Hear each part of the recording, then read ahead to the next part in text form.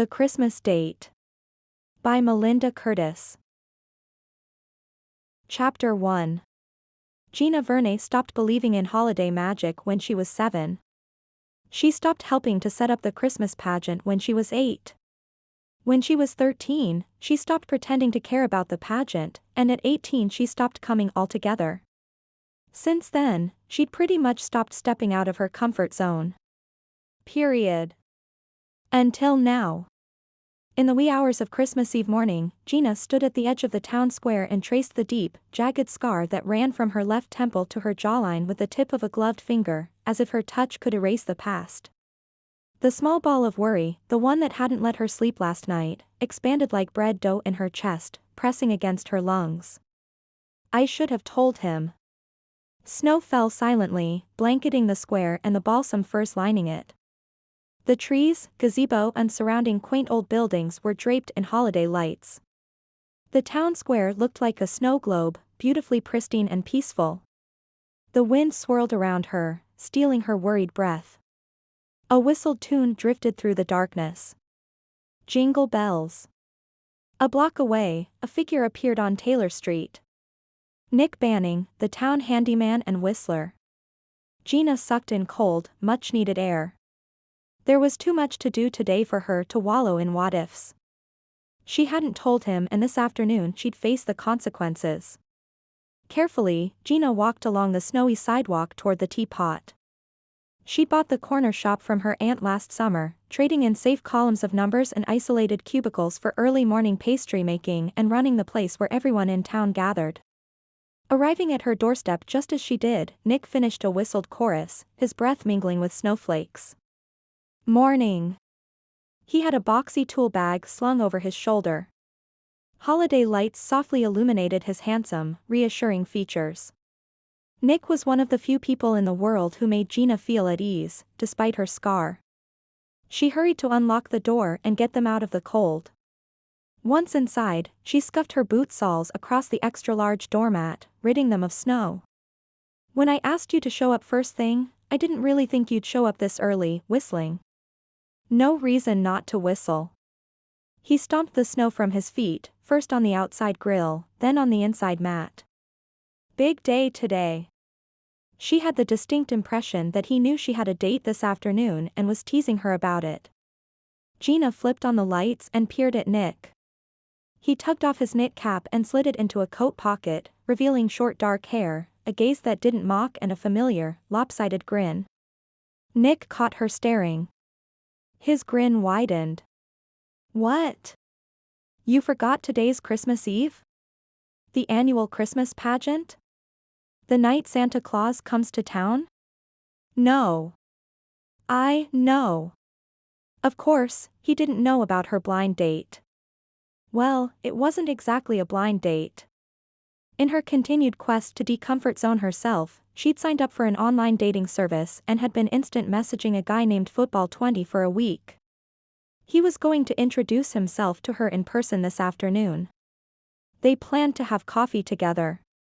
That is, if he didn't take one look at her scar and bail. Worry crowded her lungs again. Gina, something in Nick's easygoing expression changed. Perhaps he'd noticed her apprehension. Gina gave herself a mental shake. She didn't have time for distractions. The dishwasher was delivered yesterday. She removed her knit cap and unbuttoned her jacket as she led him toward the kitchen. I'll be glad to get rid of the old one. I'm tired of washing the dishes before I wash the dishes. Gina's pride of ownership in the shop hadn't worn off. She still enjoyed taking in everything that made the teapot special. The old pair of snowshoes and rusted, two-handled logging saw mounted on one wall. Yellowed photos of original town residents on another. Sturdy wooden tables and chairs from different eras. Fresh wreaths and garlands draped around the windows. The back wall with its collection of teacups and saucers. And the big pastry case at the counter, waiting to be filled. Gina quickened her steps. She opened the swinging door to the kitchen and flipped on the lights, scanning the room with the same love she'd given the dining room, welcoming whitewashed cabinets, pale blue walls, checkerboard linoleum and... A puddle oozed in front of the refrigerator. Oh, no. Nick came up behind her and leaned over her shoulder. At the subtle hint of woodsy aftershave and his warmth at her back, her heart gave a mini thump-thump, as if to say pay attention. It did that sometimes when Nick was near. She ignored it. Nick was one of her closest friends in town. She'd been back months. If the thump-thump was mutual, he'd have said something by now. The things he most often said to her were, "It's broken. I can fix it. Thanks for the cookie." She hurried over to the puddle of water. "I don't suppose industrial fridges have a reputation for watering the floor." "No. Fridge puddles aren't good." He dropped his tool bag to the linoleum, then opened the refrigerator door and started touching things inside, cartons of milk and eggs, cubes of butter. Everything seems cold. And the motor's running. Thank heavens for small favors. Since she bought the shop, it had needed one upgrade after another: new electrical, new plumbing fittings, new espresso machine, new dishwasher. And now. Is it something you can fix? You need a Christmas bonus, right? She called Nick so often for repairs, he was practically an employee. Let's see how serious it is before you go talking bonus. He knelt near her latest catastrophe, removing the grill at the bottom, and reaching underneath to pull out the pan. She hung her outerwear on a hook on the back wall and changed into a pair of soft half boots she kept at the shop. A quick mopping rid the floor of the puddle. "I've got to start baking. When I bought this place, Aunt Martha didn't tell me I'd also inherited the responsibility of serving refreshments to pageant workers this afternoon." So much for her plan to avoid the town's annual tradition. She surveyed the kitchen again, touching her scar. "Does it bother you?" Nick was examining her, not the refrigerator. "Your scar? You touch it sometimes." Something about the way he looked at her made Gina blush. "It doesn't hurt." She finger-combed her long bangs across her forehead to her left ear, hiding most of the scar. The rest of her hair was in a neat French braid hanging between her shoulder blades. "I don't notice it," Nick said gruffly. "Haven't since the first day you came back to town." "That's so unbelievable." "Nice." The scar was long, thick and pinker than the rest of her skin. She might have considered plastic surgery, if the accident that almost killed her hadn't made her fear the sight of blood. His gaze wouldn't let her go. "I mean it. Noticing your scar is like noticing someone's eye color. After the initial glance, no one can remember." "Yours are brown," she said firmly, disproving his theory. "A nice, warm chocolate brown. And yours are green." He shed his jacket and tattered red scarf, flashing her that lopsided grin. "You cheated. You were looking at my eyes." She returned his grin, letting him think what he would as she reached for her apron. "A hot cup solves everything?" Nick read her apron. He raised an eyebrow, then pointed to the refrigerator. "Don't tease the barista." She tucked her cell phone into her jeans pocket. "You want a cup of coffee this morning, don't you? Please." And then his gaze turned serious once more. "Gina. If you've already diagnosed the fridge as dying, I don't want to know until later. I can't take any more surprises until I've done the morning baking. After this, the only thing left to die in this kitchen is the stove. And I desperately need it today." She turned the old industrial oven to preheat. Then she retrieved her cash bag from her purse and hurried to the front of the shop to set up the register, grind beans, and start the coffee brewing. Several minutes later, with the cash register full and 2 steaming coffee mugs in hand, she backed her way through the kitchen door. Nick had spread his tools on the floor at the base of the fridge. "You can leave my mug on the counter. I want to see if I can fix this before I install your dishwasher." She sipped her coffee and then placed her mug next to his. With familiar ease, she dodged around Nick and his tools, assembling ingredients, bowls and utensils on the counter. Her recipes for the day were pinned to the wall: cinnamon walnut coffee cake, blueberry scones, banana nut bread, chocolate chip mini muffins, frosted sugar cookies. She was making double everything. In addition to the influx of pageant visitors, she expected more town residents to stop in while they set up for the celebration. Her cell phone announced a message. Almost absently, she pulled it from her pocket. It was from the dating website. Football 20, would it be all right if I came earlier? At 9 a.m.? A thread of panic stitched her shoulder blades tight at her online date's request. Earlier? What's that? Nick didn't look up. Nothing. She'd hoped for more time to bolster herself to meet Football 20 in person. He'd look at her scar, and if he didn't immediately turn away, his first words to her wouldn't be, "Let's talk over coffee." They'd be, "What happened to your face?" "It's not nothing," Nick said, still busy with the refrigerator tray. "Someone wants to come by this morning and have coffee. Instead of dropping by after work." "This morning? When you're so busy?" Nick shook his head. "Yes, it's just. You're busy." "Yes." Staring at the phone, she sighed with relief that Nick understood, even if no one else seemed to. Not her mother or her aunt, both of whom felt she worked too hard. "I'll tell him no." "But you're always busy," he added. Nick was bent over the refrigerator pan, fiddling with something in the middle of it. But there was a smile in his voice. "So maybe you should just say yes." The panic pressed on her again, mingled with the fear of rejection. She drew a calming breath. "Of course.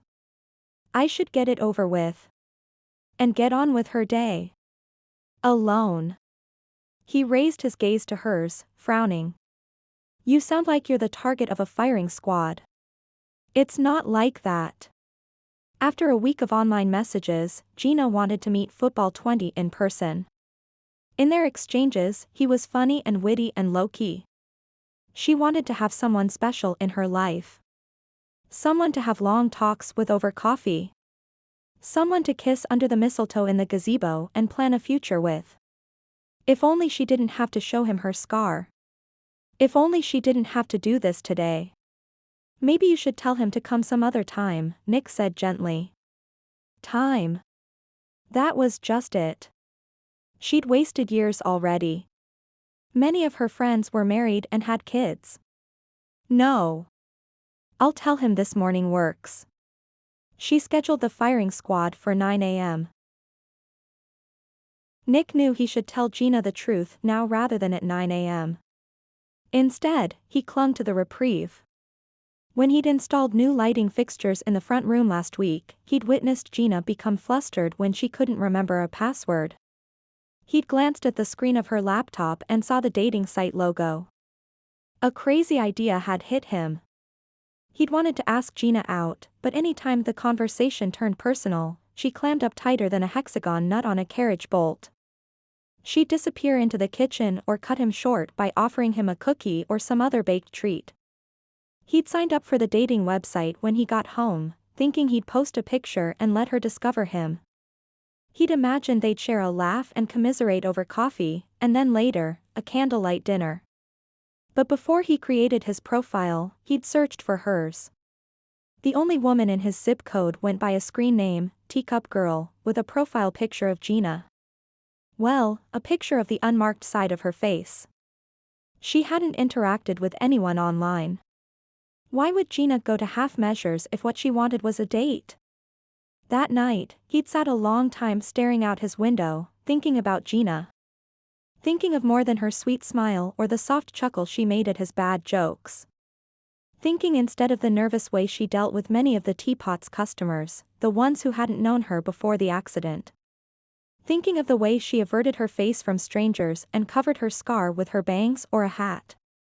She'd bought the place from her aunt, but Martha continued to work there, primarily behind the front counter.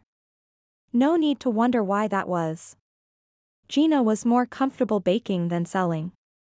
But he did ponder the dating site. He refused to allow his male ego to be bruised, so what if Gina was seeking a date online instead of asking the man standing right in front of her? If she wanted to find someone, she wasn't trying very hard. Scarred when she was a kid, she'd left town immediately after high school, gone to college and worked several years for a big corporation in Boston. She should be confident and accepting of herself. And yet with most people, this clever, caring woman was withdrawn, wanting to be seen as anything but a desirable woman. She wouldn't let Nick close. Not that he could blame her. Why would she be interested in a guy who'd barely graduated from high school? A guy who patched leaky roofs, repaired rotted floorboards, and unstuck clogged toilets? Gina had more in common with Lindsay, his ex-wife, than she did with him. They were both educated, polished and worldly. All things he wasn't. Nick could have given up. If he'd had any common sense, he might have. Instead, he'd created Football 20 and messaged Teacup Girl that same night, trying to start a conversation. It had taken more than a few tries, a couple patient days and some circling of the truth, about what he did for a living, flipping houses, a dream of his, where he lived, the next town over instead of here, and what he looked like. He'd posted a picture of himself holding a 24-inch rainbow trout in front of his face. Finally, she'd agreed to meet. And that's when he realized the trust he'd created with her online was based on a lie. It ate at him, that lie. It sat and gnawed on his gut, especially late at night. Today, he planned to confess his deception and apologize. She could wrap her arms around him and forgive him or show him the door. Most likely, this would be the end of his work at the teapot, the end of their easy, early morning conversations, and the end of his dream that his future and Gina's were intertwined. He glanced up at her, at the white blonde hair that glimmered like tinsel in the overhead lights, at her slender build, at her red t-shirt with a sparkly Christmas tree on the front, partially hidden behind her apron. The way her button nose pinched, and her scar accented her cheek as she squinted at a recipe filled him with joy. Not enough joy to erase the nerves that were erratically buffing the lining of his stomach. Gina turned to him with a smile that was equal parts courage and fragility. "Give it to me straight. I can handle the truth." She knew he was Football 20? He almost said, "Yes, it's me." But he couldn't move. He couldn't speak. He wasn't ready for this conversation. He should have let drop that he'd signed up for the dating site. He should have casually mentioned, when he'd fixed the wood rot on her back step a few days ago, about a wondrous relationship he was creating via web messaging. Anything to seed the idea that he was Football 20. "Nick." There was a tendril of worry in Gina's voice. "Is my fridge dying?" She wasn't confronting him about Football 20? They were talking about her refrigerator? Nick released a relieved breath. "No." "Then why are you staring at me as if you're about to deliver bad news?" Because he was a lying schmuck. The truth dangled in front of him like a carrot in front of a cart horse, out of reach unless he made one properly timed lunge.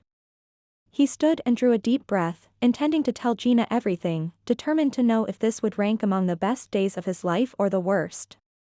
Something heavy landed on the back porch, causing them both to jump. "That'll be the morning paper deliveries. It doesn't matter how well wrapped they are in plastic, in this weather they'll get wet." Gina wiped her hands on her apron and marched to the back door, opened it to a blast of cold air and snowflakes, and dragged the bundles of newspapers into the kitchen. She closed the door and straightened, pausing to take stock of Nick. "You're not telling me something. I can see it in your face. This was it. Man up and forget 9 a.m., well. And don't even think about doing me a favor and repairing my fridge at no charge." Gina shook her finger at him. "I know how hard it is for a small business to make ends meet. Your time is worth something. And someday some lucky woman is going to see it, too." Whoa. How did they go from repairs to business to dating so quickly? "It's your drain pan," he blurted. "It's clogged. Easy fix. See? I'm almost done." He held up a handful of gunk. Smooth, banning. Real smooth. No big repair bill? No new appliance? Before Nick knew what hit him, she had her arms around him, and then just as quickly she was back at the sink, washing up. Which lucky girl are you taking to the gazebo tonight? You, he wanted to say. But the feel of her arms around him had short-circuited his speech function. Come on. Callie told me you're smitten with someone. Callie doesn't know everything. But his sister knew about football 20. Callie had borrowed his computer one day this week. She'd noticed the shortcut to the dating website, clicked on it and seen the number of conversations he'd had with Gina. Being Gina's friend, she'd put two and two together. As soon as he'd sworn Callie to secrecy, Nick had removed his login and password from his computer's memory so it wouldn't pop up automatically every time he visited the dating website. Callie may have promised not to tell Gina, but she'd told their older brother, Jack. Nick's siblings were milking this for all it was worth, teasing, dropping thinly veiled hints when they'd all been in the teapot ordering coffee yesterday morning, driving him crazy. He knelt to replace the clean pan. Gina returned to mixing ingredients in a large glass bowl. There's no reason you shouldn't be dating. You say that as if there's a reason you shouldn't date. Might as well talk about the elephant in the room, her scar. Gina brushed the back of her hand across her forehead, but otherwise ignored his comment. You're a big catch in Christmas Town. Women like having me around when something's broken. And sucker that he was, Nick liked being needed. He stood, moving to the dishwasher in its cardboard box. I do like it when you're around, Gina said with a sigh. It's just you only seem to be here when something's broken. You never invite me over when things are working, he said softly, afraid he couldn't quite disguise his hurt. That's because we're both so busy. Me with the teapot. You with your work and Adam. Adam. His young son, the pride of his life. Lindsay commuted 90 miles to work every day and 90 miles back. It was Nick's responsibility and pleasure to make sure Adam made it to school on time, to his afternoon activities and was fed dinner. Owning his own handyman service meant Nick could make his own hours. Being the only handyman in town meant his hours filled up quickly. But that didn't mean he couldn't squeeze in a little time to date a special woman. The shop will be closed for the holiday. You won't be busy later. Maybe I'll keep it open, Gina said cryptically. I could sell a lot of coffee and hot chocolate after the pageant. On Christmas Eve? Despite her Chapter 2. The front door opened and Gina's Aunt Martha called out a greeting. Merry Christmas, lovelies. I'm assuming Nick is back there with you, Gina. Severe arthritis in her hands had forced Martha to sell the teapot, but as far as Nick could tell she still showed up most days. If Martha wasn't working the front counter, she was gathering with her retired friends at a large oak table in the corner. Nick was fond of the older woman. She spoke her mind, and they shared a love and concern for Gina. Having two boys who hated being stuck indoors, Martha had taught her niece how to bake, instilling a passion Gina's mother had considered impractical. Martha entered the kitchen, shedding layers and depositing her jacket, muffler and hat on a hook by the back door. It's still snowing outside. She shook imaginary wrinkles from an apron decorated with felt holly leaves and glittery red berries. Do you want me to finish the baking? Or work the front counter? My arthritis is good today. I'm in the baking zone, Gina said lightly, but her movements seemed to slow. Martha exchanged a concerned glance with Nick. Your customers don't bite, you know. The front bell rang. And rang again. Aunt Martha. Someday, Gina, you'll realize that scar of yours makes you a woman of character and mystery. Her aunt washed her hands and hurried out to the front, where some caffeine-deprived residents of Christmastown were in dire need of a hot beverage, if the way they were ringing the doorbell was any indication. Gina's hands stopped moving. She's right, Nick said. You give too much weight to that scar. I used to live in Boston. Gina surprised him, jogging the conversation toward a new track. I know. He worked at removing refrigerator gunk from his fingers with soap and water. The oily residue clung stubbornly to his skin. I learned a lot about myself there, she continued. There was this one day last winter. It was snowing, like it is now. And I. Go on, he said gently, when her story stopped. I was passed over for a promotion. Again. She swallowed, glancing at the items on her mixing counter. I couldn't understand why. I was meeting my objectives and doing everything they wanted. Nick almost said something supportive when she started speaking again. I was working late in a remote conference room, trying to prove I deserved that promotion. I overheard some of the management team talking about me. They said I was smart and insightful, a great addition to the team. I was actually glad to overhear them. Bitterness laced her words. And then my boss said, if only her scar wasn't so distracting. If only her scar didn't make clients feel uncomfortable. That's discrimination. As soon as they'd gone, she continued as if he hadn't spoken, I gathered my things and ran out of the office. I stumbled out to the curb and hailed a cab. The snow was so thick I could barely see. She stared at the wall, but it was as if she were seeing something else. When a taxi pulled over, I opened the door. And then this guy came slogging up through the snow, out of nowhere, yelling about how I'd stolen his cab. Her pained gaze focused on Nick. The wind must have blown the hair from my face. He took one look at my scar, apologized, and backed away. Nick wished he'd been there to protect her. Maybe he didn't realize you were a woman until he got close. He saw something he should pity, she said, her words a pained whisper. In that moment, I was a lesser being to him. To everyone. That's bull. She waved off his protest. I thought coming home would be different. I grew up here. People should be used to my scar. I didn't think about the new residents or the tourists.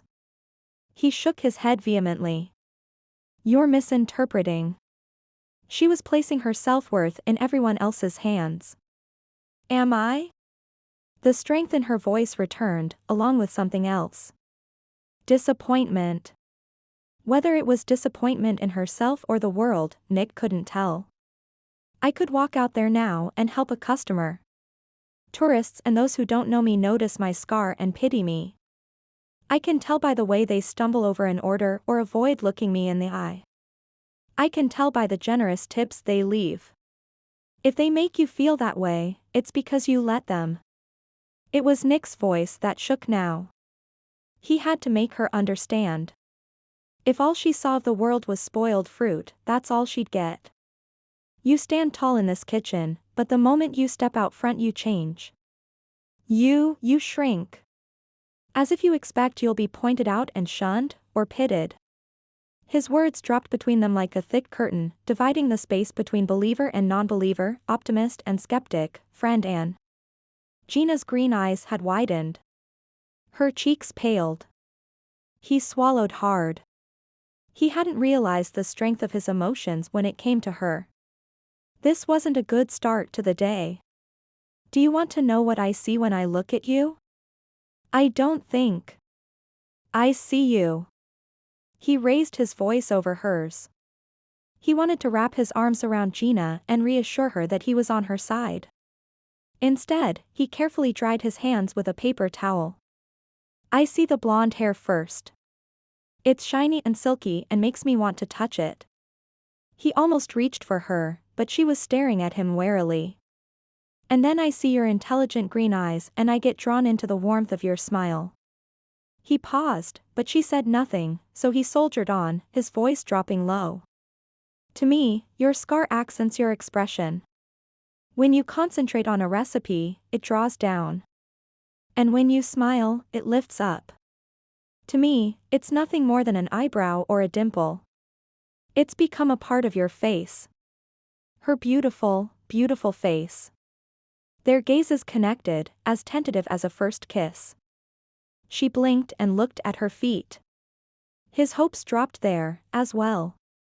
I remember the day it happened, he said, feeling the need to say something more. I was already on stage. He'd been standing in the back row of the choir every elementary student participated in. It was a rite of passage. A happy time when the town gathered to sing on Christmas Eve. Gina turned back to the counter. He should have shut up, but his lips just kept moving.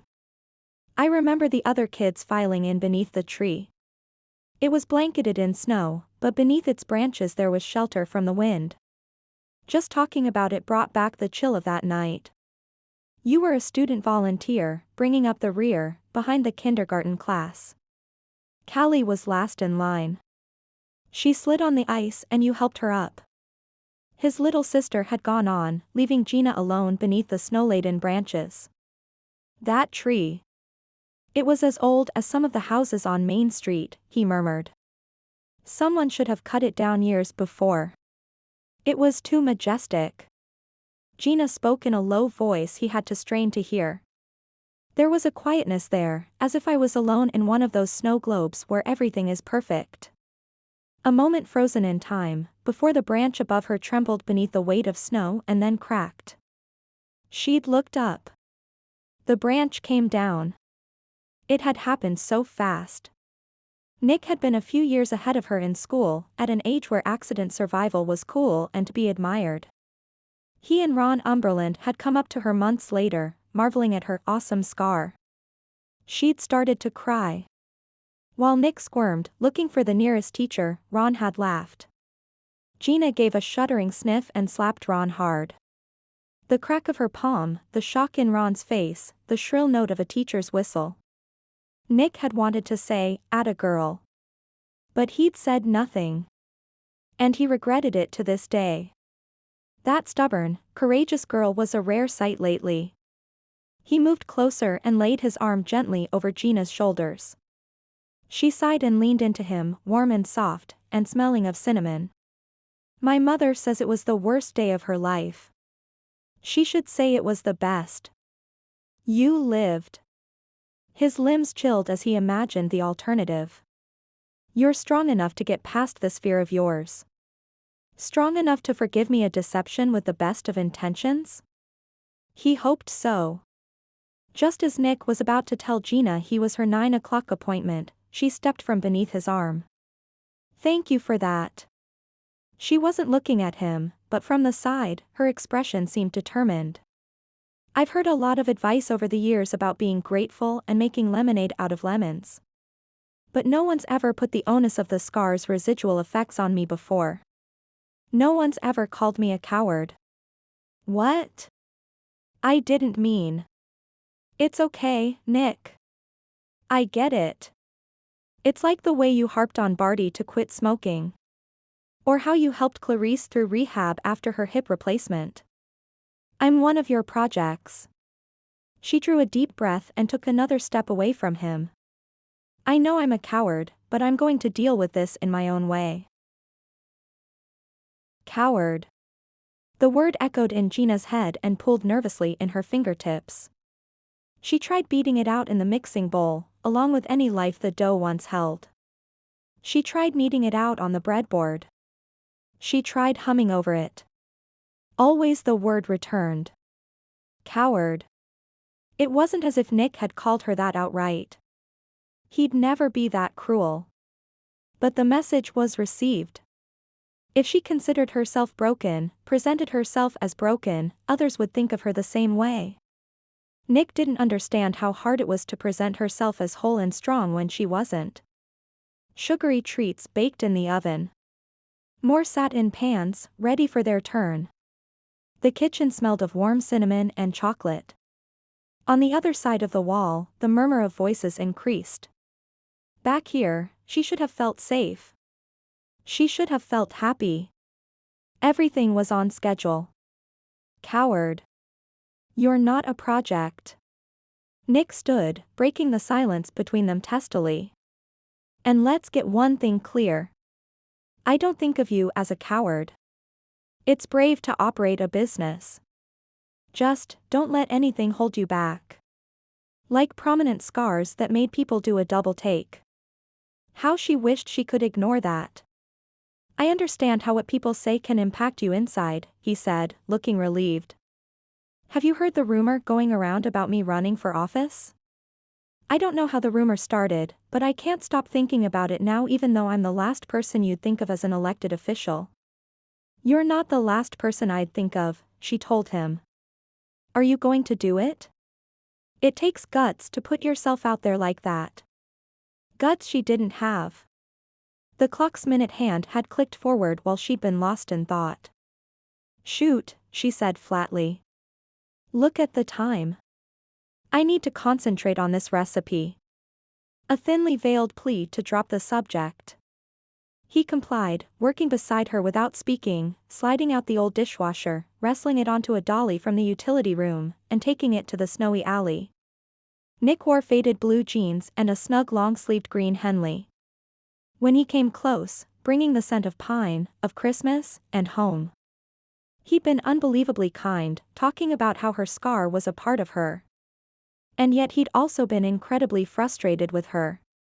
Because you're a coward. She didn't want to be broken or a coward. But how could she fix herself? She'd had the scar for 20 years. Just because Nick believed she wasn't flawed didn't mean she could flip a switch and agree. It wasn't his face people avoided looking at every day. She glanced beneath the counter where the old dishwasher had sat and groaned at the mess. Nick returned to find her cleaning the linoleum in the dishwasher space. Hey, I can do that. It's my dreck. Her embarrassment, more like. Amid the dust bunnies and stray clumps of old dough there was a small Christmas ornament, the size of a domino, in the shape of a Victorian house. She carefully washed the glass ornament in the sink, revealing red and gold trim on a white house. Doesn't this look like Mr. Drummond's place? The white one that's seen better days? He stood just behind her and leaned over her shoulder to examine it more carefully. Her heart did that funny mini caw-thump again. It does, he said. I want to buy that house. Mr. Drummond is going to put it up for sale come spring. She longed for a house with history, and a man to help her fill it with children. But whereas she'd been hoping Football 20 would be that someone, suddenly, she thought of Nick. Of strong arms, warm brown eyes and gut-wrenching honesty when she needed it. Even if she didn't want to hear the truth. Wasn't that house one of the original homes in Christmas Town? Yes. I knew last year that was the house for me. Adam and I walked by it on our way to the town square on Christmas morning. Adam swore he saw reindeer footprints on the roof. Nick shifted, his chest brushing against Gina's shoulder, fusing her feet to the floor. This is the 7th year I've had to put up a cardboard fireplace at my mobile home and leave the back door unlocked for Santa to come in. Next year, my son is going to spend Christmas Eve in a house with a real fireplace. His breath wafted across her neck, sending her blood tingling with awareness. Awareness of Nick? It was simultaneously thrilling and treacherous. They were friends, nothing more. He wanted her to show more backbone. She didn't want to disappoint him. But chances were she would. It'll need some work, she said. More like an entire renovation. I'm testing for my contractor's license next month. I want to specialize in restoring these old beauties. I think I can make a go of it. And what better way to learn than working on my own place? There was pride in his voice similar to the way she spoke of the teapot. She dared to glance at Nick over her shoulder, wondering at this new feeling of excitement. He'd been helping her for months. Why was it that today she felt a slew of sparks? I want you to take this home and put it on your tree. She turned slightly, holding out the ornament. Put it on the shelf for now, to keep it safe. Still in her space, he wiped his hands with a blue rag he took from his back pocket. Who are you meeting at 9? His question was 100% proprietary male, surprising in its directness and the thrilling tendril of attraction it created in her. It's just a guy I met online. Her cheeks heated. I can't believe I told you. The only other person who knew was Callie. Maybe you're worried. There was something unreadable in those dark eyes, as if he knew something she didn't. Do you trust this guy? Of course. I wouldn't have accepted his invitation if I didn't. In the dining room, the sounds of conversation were increasing. She needed to check on Aunt Martha. And she needed to walk out there as if she owned the place, with a smile on her face, so she didn't negate his faith in her. Her feet wouldn't budge. She told herself it was because she didn't have the courage to face them as if she wasn't flawed. But the more likely truth was that she didn't want to step away from Nick. What does this guy think about your scar? His voice. So close to her ear. Intimate. Her cheeks were on fire now. She was surprised Nick didn't back away from the heat. He doesn't know. I didn't tell him. Do you think he'll run away when he sees me? Are you kidding? You're beautiful. Why would he do that? Her heart melted. You have to say that. You're standing in my kitchen. With me practically in your arms. Nevertheless, she hugged his words to her heart. No one had ever called her beautiful before. And this morning, he'd done it twice. He won't run, Gina. She bit her lip. You think he'll look in the front window and bolt? It wasn't a question. Nick was incredulous. That's why I replied that coming early was fine. It's best to get it over with. He made an unintelligible noise, turned her to face him and kissed her. Chapter 3. He'd imagined Gina's lips on his. He pictured her smiling as she gazed into his eyes and welcomed his kiss. He hadn't dreamed he'd drop a kiss on her mouth to stop her from speaking nonsense. She didn't know. She couldn't see. She believed herself less worthy of love and such because of that scar. Nick wasn't always good with words, so he put how he felt into his kiss, being careful not to wrap his arms around her and hang on tight, because he never wanted to let her go. But he needed to. He also needed to pull back, regain his composure, apologize. He did none of those things because kissing her was heaven. Gina. Martha called from the front. I could use some help out here. Only then did Nick draw away. Only then did he mumble something that may or may not have been an apology, while staring at his boots. Only then did he add, that guy isn't going to run. He'd be a fool to run. Gina backed out of the kitchen, looking everywhere but at him. Gina had no idea what possessed Nick to kiss her. She'd thought they were friends. But friends didn't kiss friends like that. Wowzer. She'd had only a few dates in college, blind dates, all of them, but she knew the difference between polite goodnight kisses and kisses that said I'm into you. She'd never been the recipient of such a kiss. It electrified. It shocked. It drained. It was wonderful. Nick's kiss was balm to her insecurities.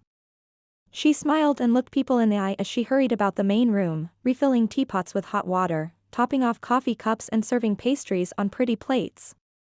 Over the noise of the boisterous and growing crowd, she could hear the occasional bang and bump of Nick installing the dishwasher in the kitchen. What's gotten into you? Aunt Martha asked when Gina darted behind the counter. Nothing. I've been kissed. Kissed with wholehearted enthusiasm. Her lips still tingled. Her pulse still skipped happily, longing for more, naively hoping for a kiss beneath the mistletoe in the gazebo. Growing up, local legend had it that a mistletoe kiss in the gazebo on Christmas Eve meant wedding bells in the new year.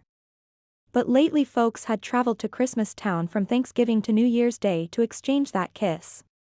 But today was the official day. Today. Clearly, it was time to get a grip. Just a few more minutes. You should take a dose of nothing more often. Aunt Martha gave her a quick hug. That's the smile I've been waiting to see since you bought the place. Gina glanced in the mirror behind the espresso machine. Sure enough, she was smiling, with her scar peeking from beneath her bangs, framing the curve in her cheek and the arch of her brow. Could Nick be right? Could her scar be a part of her face, not ruin it? The idea scared her. It'd take time to accept. Maybe even more kisses. Reality check, girl. Nick had never shown the slightest interest in her until she talked about her insecurities. He had a reputation around town as something of a life coach, helping others reach their potential. Aunt Martha stood back, gripping Gina's hands. You've been far too worried about the teapot and what our customers might think of you. It's the holidays. Loosen up and let them get to know you like I do. Gina tried smiling in the mirror once more. Really, it wasn't so bad. She went about her work, beaming at Aunt Martha and the customers who met her gaze, wishing folks a Merry Christmas. And then she caught sight of the clock. 8:30. Her smile crumbled. Football 20. She felt as if she'd betrayed him. She'd made a connection with a man online and then found that special spark in her own backyard. Kitchen? It was as if she were cheating on him. And wasn't that a silly notion? She'd never met him in person. Silly, yes. But a difficult idea to shake. She felt the urge to confess to Football 20. She slid her phone from her back pocket, intending to send Football 20 an instant message via the dating website. But she hesitated over what to say. She couldn't tell him she'd just been kissed. Instead, she babbled, incredibly busy this morning. Thought refrigerator might be busted, it's not. So grateful my friend Nick is handy and available. She didn't add he was a great kisser. There was always a time lag on messages that went through the dating website. While waiting for a reply, she circulated through the dining room, picking up dirty cups and dishes. The oven timer buzzed loudly, as did her phone with a message from Football 20, "You're lucky to have such a good friend." Her date didn't sound jealous. He sounded nice.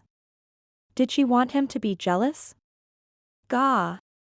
She wasn't the kind of girl to pit two men against each other, as if she was a princess and they were vying for her hand.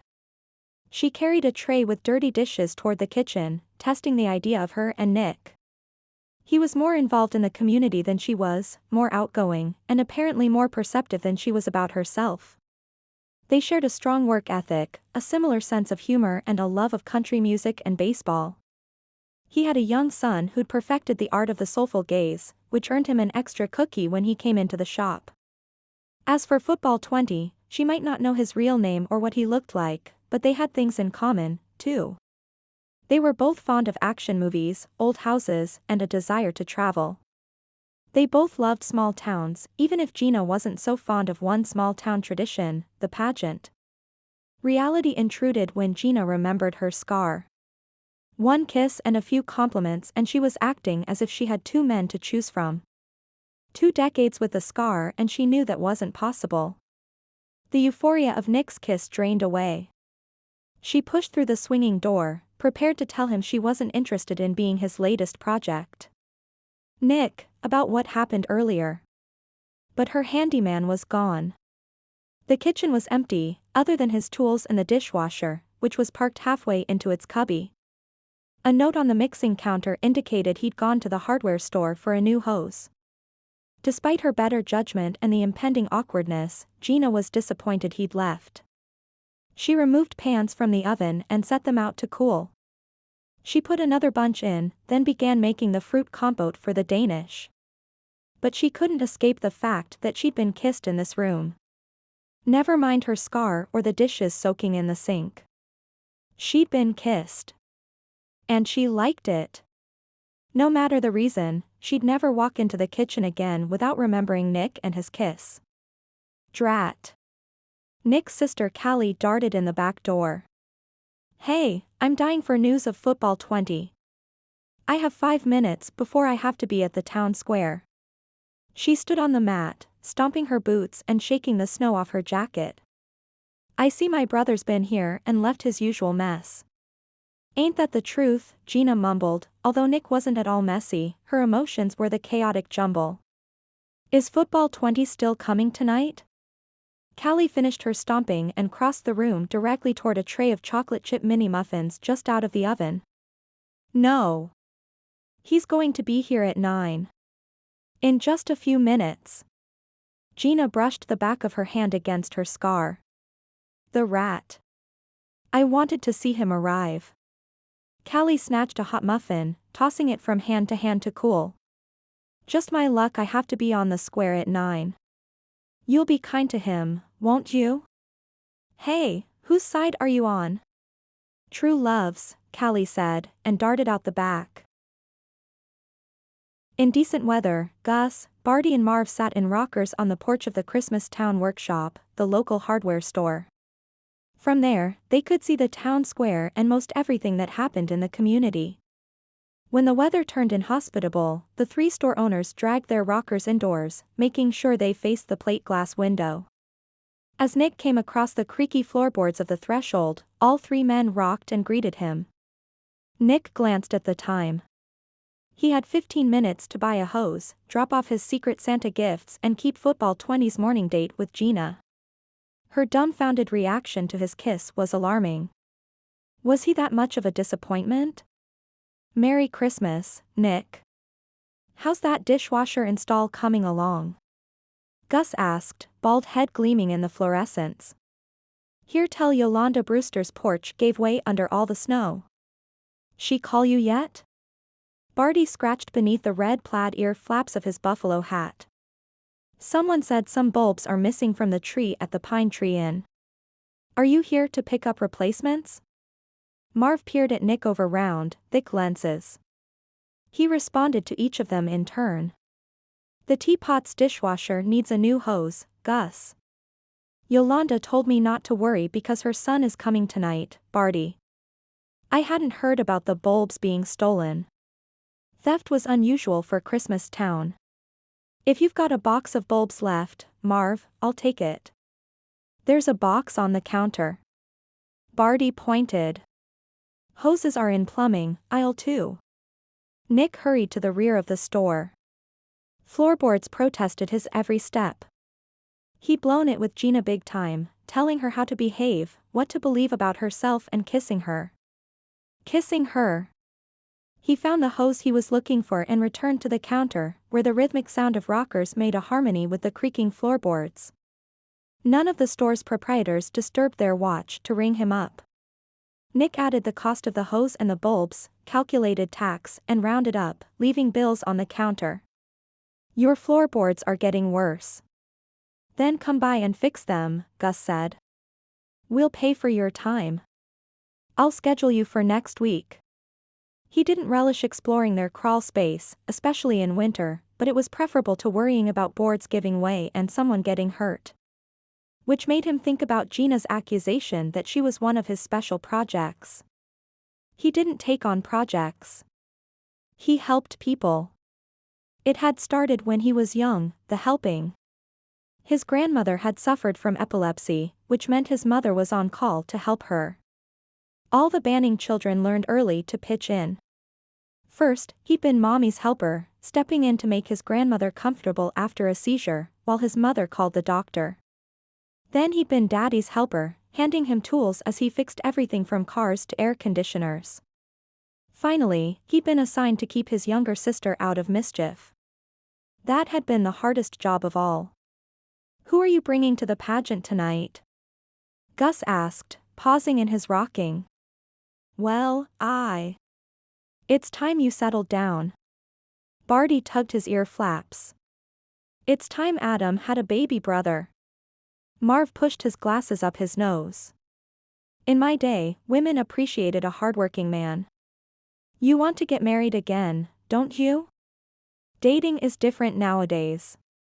Nick edged toward the door. Women are complicated. The 3 men chuckled, nearly drowning out a gust of wind. Women were always complicated. Gus started rocking again. That hasn't changed. But it all boils down to one thing. Barty held up a finger. Nick found himself leaning forward, cocking his head in order to hear better. Just love her. Marv closed his eyes, perhaps thinking of the wife he'd lost to heart disease a year ago.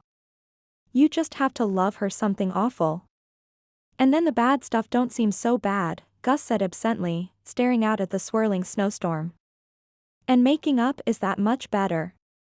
Barty grinned. After the bad. Nick was considering love advice from these three? Time to move on, Banning. Marv peered at him over the top of his glasses. But you have to remember that it's your life. You may love her, but don't ever compromise your dreams for her. Like public office. We hear you're running. He didn't know. The wind peppered his face with snowflakes. His boots sank in fresh layers of snow. Mom and Dad would love this. Of course, they claimed to be having a good time in Florida. It felt odd. No Grandma Lily. No parents. And the Banning siblings? Because of their work schedules, volunteer commitments, and Adam's routine, he, Jack, and Callie didn't get together as much as they'd like. What family did, but they'd promised their parents that this year would be different. Jack wouldn't take a holiday shift at the hospital, something his wife was all for. Nick would postpone all but emergency repairs, something Adam was all for. And Callie would focus only on family for the day, a respite his volunteer-happy sister desperately needed. On his way back to the teapot, Nick passed the town square, waving to a few brave souls who were out early, trying to stock their booths despite the snow. His sister was one of them. She gave him a thumbs up. Less than 2 minutes until 9. He'd need all the luck he could get. Nick paused outside the teapot, peering in the window at the crowd. Every chair was taken, much of the floor space, too. Any more bodies and the fire marshal, who was at the condiment bar doctoring his coffee, would begin kicking people out. The bell rang as Nick entered. A few customers wished him a Merry Christmas. Gina glanced up nervously, and then away. Her smile was fragile, but she didn't seem as small as usual. He would have preferred her to run into his arms, but he understood her tension. She was expecting her online date, a stranger, to walk through the door. Nick thought again about saying, "It's me. Football 20. But she was busy filling orders. The line ended halfway to the door. Nick hesitated. Most seemed to be waiting for the storm to abate before traipsing out to set up for the day's festivities. He overheard numerous discussions about the snow letting up, and the great snowstorm of 1991. Gina was filling drink orders from Martha, who was working the old cash register. No way was Gina going to have time to talk to him alone. He thought by 9 she'd be over the worst of the rush. He hadn't factored in snow. Now wasn't the time to confess. He'd surprised her this morning with his kiss. Maybe she should understand how much he cared about her before he revealed himself as Football 20. Maybe then she'd realize she wasn't a project and that he'd go to any lengths to win her heart. He turned and reached for his phone, quickly messaging Gina through the dating website as Football 20. Something came up. Can't make it until noon. Sorry. He knew the moment Gina received the message. She startled and reached for her phone, read what he'd written and drooped. Nick stepped out of line and headed toward the kitchen, pausing at the door. Something wrong, Gina? It was Martha who answered. Nothing's wrong. Gina's aunt did a double take. Well, I'll be. She was as perky as a well-rested kitten earlier. Shaking her head, Martha returned to taking money from customers. Nick moved closer to quietly ask, did that guy show? No, Gina glanced at him warily out of the corner of her eye. Their kiss seemed to have created an invisible barrier between them. Way to go, Banning. There's been a change in schedule. No biggie. And then she mustered a brave smile and met Nick's gaze. He's still coming. It's just, he's coming later. You bet he is, Nick said firmly. She'd been stood up. Gina couldn't believe it. Although Football 20 had told her he wouldn't be there until later, Gina glanced up every time the bell above the front door clanged all morning. The steady stream of pageant workers continued. At this rate, she'd need to bake more of everything for afternoon refreshments. Nick had finished the dishwasher installation over an hour ago. He'd left to help set up the pageant. They still hadn't talked about that kiss. It was as if Gina's life was on hold.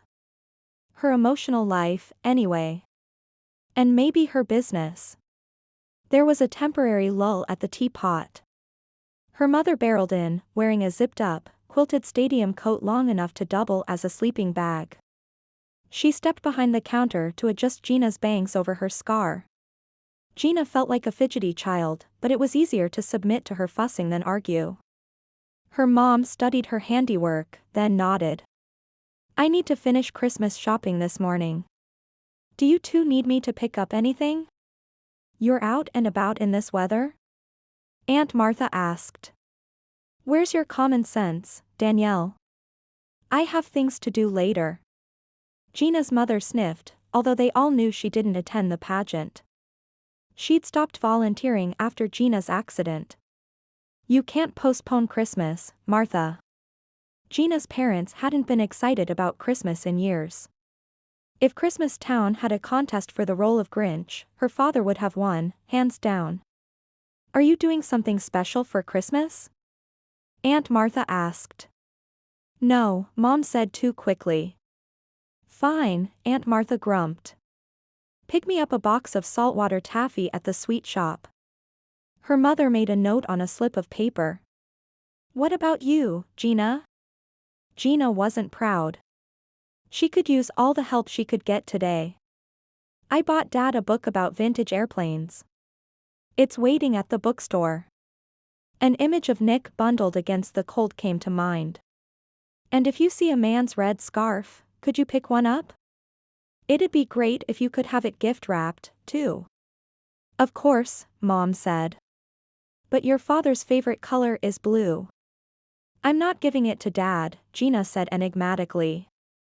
She looked at the front door, expecting Nick to enter, broad shoulders easily bearing the weight of his tool bag, flashing that familiar, lopsided grin that gave her heart a good caw-thump. Gina? Her mother's brows were knitted, but before she could say anything more, Carol, the owner of Carol's and Curls Beauty Salon, rushed in. Everything about her was slick and stylish, from her cute snow boots to her fluffy, highlighted hair beneath her parka hood. I need volunteers, Carol said. I'm cutting hair for Locks of Love. They make wigs for sick children. I promised I'd deliver 20 locks of hair, which means I need 20 people willing to help, and I've stalled at 12 commitments. Her gaze darted about the room, pausing on women with long hair. I was betting that I could convince some pageant attendees to donate their hair in exchange for a free cut and style, but this snow is making me nervous.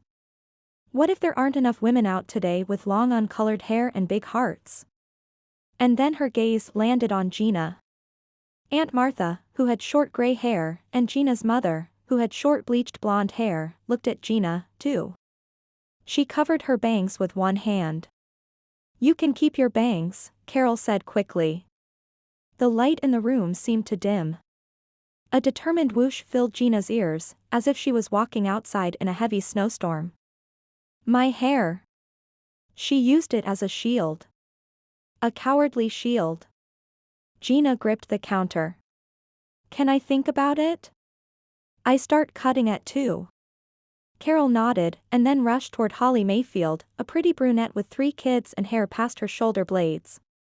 Don't do it, Gina's mother whispered, fiddling with Gina's bangs again. Your hair is your prettiest feature. Not my smile? Gina asked softly. There was an awkward silence, one that echoed hollowly in Gina's chest. She tried filling it with Nick's pronouncement that she was beautiful, but she couldn't bring to mind the steady, earnest timbre of his voice saying the words. Danielle, Aunt Martha scolded. Gina's mother waved a hand and said unconvincingly, everything about Gina is beautiful to me. She distributed air kisses to them both and left, leaving Gina's spirit somewhere in the dank and drafty basement. How could she believe Nick's words or his kiss? Her own mother. If one more person comes in, we're going to run out of food, Aunt Martha predicted gloomily. One more person didn't come in. A dozen did.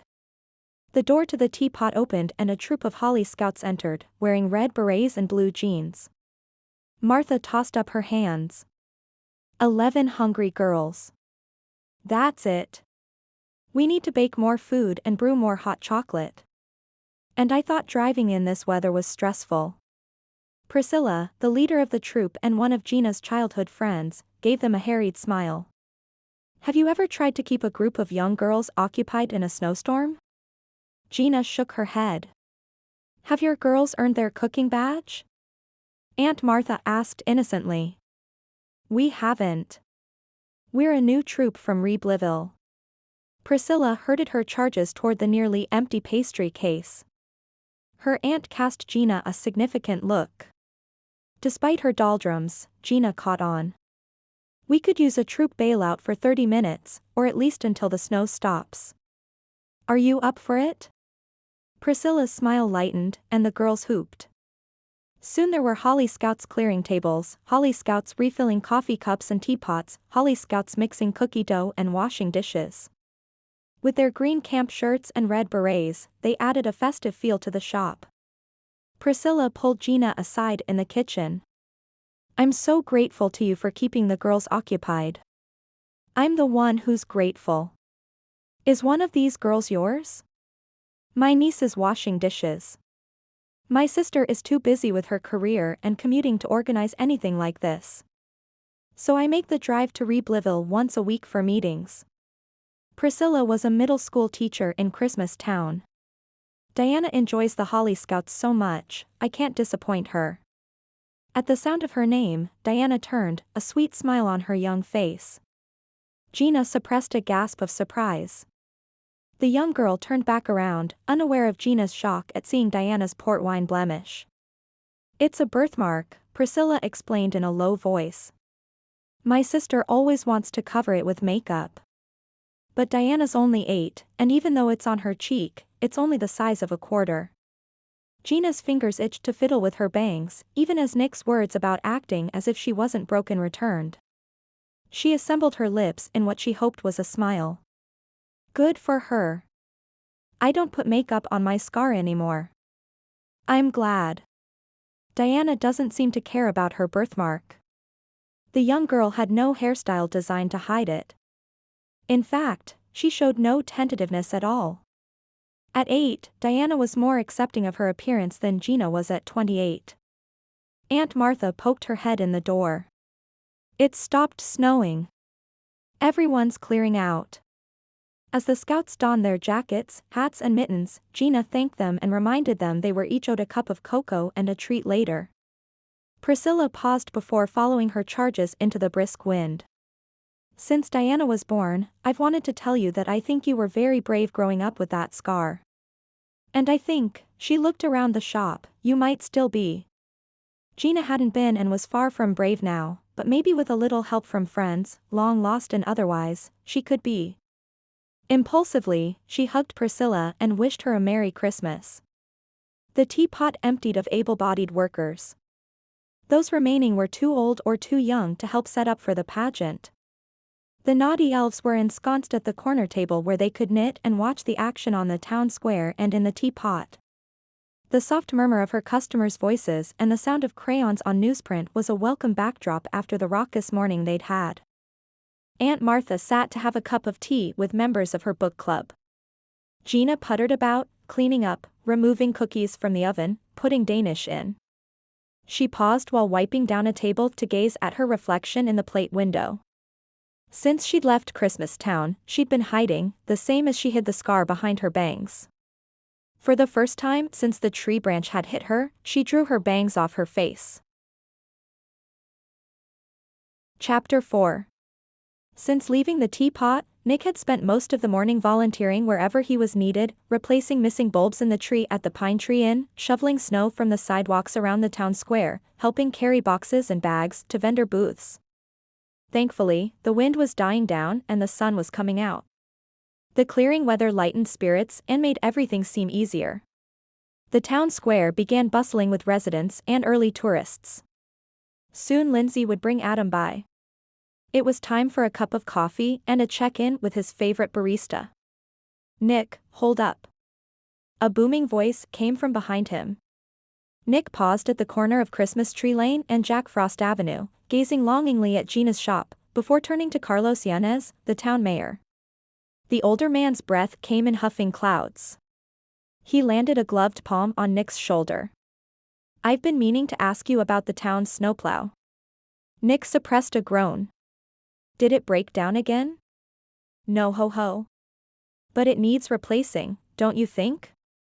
His faded brown eyes sparkled with inquisitive intensity. It does. Nick took a step back, toward the teapot. Carlos held on to his shoulder. It was a let's talk seriously until I have answers hold, which was odd. Carlos had never bothered with serious talks to Nick before. And what's your opinion about water resources? There'd been a dust-up recently regarding water rights on Reindeer River, managed by the town's nearby dam. Several towns downstream claimed shares, wanting more water. At the last council meeting, you discussed the importance of abiding by the existing contract. Nick wondered what Carlos was getting at. If they need more water, it should be brought to the state water board. The mayor nodded. And education. Where do you stand? Pay the teachers a decent wage. Equip our schools with the latest technology. Callie had drilled that into him often enough. The mayor beamed and squeezed Nick's shoulder. I'm glad you've decided to run for town council. You have my full support. Carlos moved on, calling to another council member, who was adjusting the walls of the face-painting booth. Tom, do you have a minute? Nick stood in place. Stunned. The mayor wanted Nick to run for office and was offering his full support? To Nick? The local handyman who didn't have a college degree? Things like this didn't happen to him. He was the other Banning. He'd married young and dropped out of college in his first semester to support his wife, planning to get his degree after she graduated. But then they'd had Adam. And then Lindsay had left him because he was a blue-collar working sap, one she was embarrassed to introduce to her professional peers.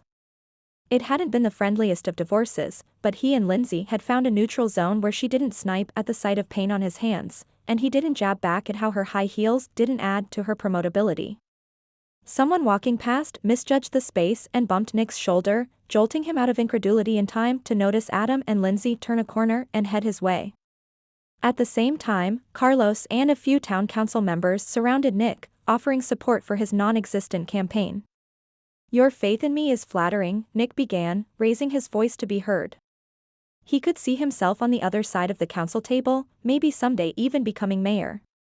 He could see his parents, siblings, and son in the crowd, nodding approvingly to whatever point he was making. Who he couldn't see was Gina. But I haven't agreed to run. They laughed off his statement.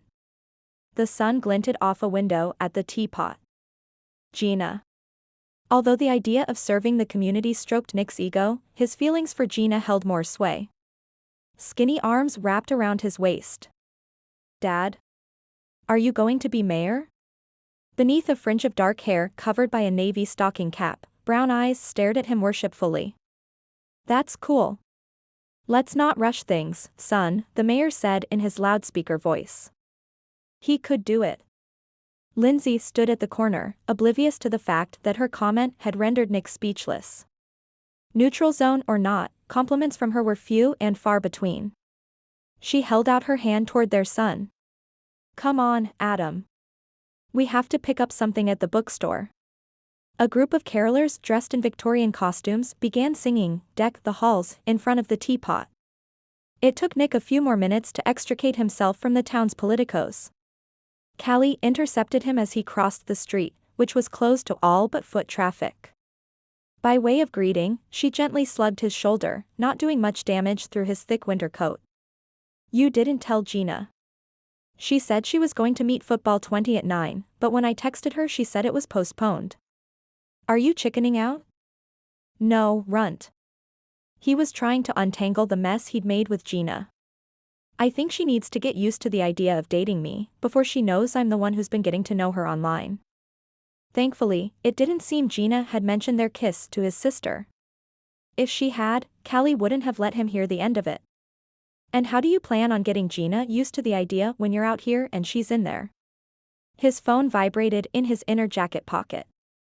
He tugged it out. A smile warmed his cold cheeks. Here's how. Something's wrong with her stove. Callie's eyes sparkled. You better tell Gina who you are before you fix everything in the teapot and she has no more use for you. Nick hesitated, and in his hesitation his sister must have seen his vulnerability, because she hugged him fiercely. Forget I said that. You're perfect for her. He set Callie aside, rolling his eyes. Thanks. Wish me luck. Break a leg. I'm off to choir practice. She turned, but he stopped her with a touch to her arm. Your plate is too full, runt. Instead of making a glib retort, Callie bit her lip. I'm trying to say no more often. You of all people know how hard that is. But you don't just fix things, Nick. You also fix people. Please don't tell me that's why you're interested in Gina. No. The word burst from him like a nail from a nail gun. She doesn't need fixing. What she needed was a supportive partner. Then her confidence would grow from a safe place. Callie slugged his shoulder again, harder this time. Don't blow this. I'm trying not to. You won't. But she looked doubtful as she backed away. I've really got to go this time. I don't want to hear about any broken hearts. It's Christmas. Merry Christmas to you, too. His own sister didn't think he could pull this off? He swallowed back foreboding. With quick strides, Nick covered the distance to the teapot. When he entered, the town's old guard all turned to him as if he'd been the topic of recent discussion. Gina was consolidating pastries in the display case. There was something different about her. Different shirt? No. Different apron? No. He couldn't quite put his finger on it. I hear you're throwing your hat into the political ring. Martha stood next to a table in the corner with nearly a dozen of the town's retired citizens. Is it mayor or town council you're running for? That explained their scrutiny. Gina made a noise behind the counter. He realized what was different about her. Her hair had been pushed back, revealing her scar. Everyone in the room seemed to be waiting for his answer, including Gina. She brushed her bangs forward, over her scar. She was probably erasing their kiss from her memory banks, too. The feeling of foreboding came rushing back, stronger this time. It made unsettling attempts to bore a hole in Nick's stomach. You know, Martha, he said carefully. The mayor was just talking to me about it. Surprised the heck out of me. How would I find time for something like that? I think you should consider making time, Martha said. It was a sentiment echoed by her friends at the corner table, along with words like deserving, new blood, and about time. Whatever I decide, I appreciate your support. There were too many variables to consider, Adam, the time and financial resources needed to be more than the town handyman, Gina. Gina disappeared into the kitchen. He followed. She was busy measuring flour when he pushed through the swinging door. The kitchen was warm and smelled like a big sugar cookie. After their kiss, she'd been aglow, but now her light had dimmed. Her white blonde hair seemed as flat as her demeanor. He hesitated just inside the doorway, trying to choose a topic of conversation. Coming clean about being football 20? Talking about the kiss? Reassuring her he hadn't made a decision about public life? Asking her about the oven? Since she was ducking behind her hair, Nick chose to dodge behind his tool bag. There's a problem with the stove? Gina arranged her bangs carefully over her forehead before turning to him. Her gaze dropped from his face to his boots. The knob is stuck on 350 degrees. She produced a large plastic dial broken in 2 pieces.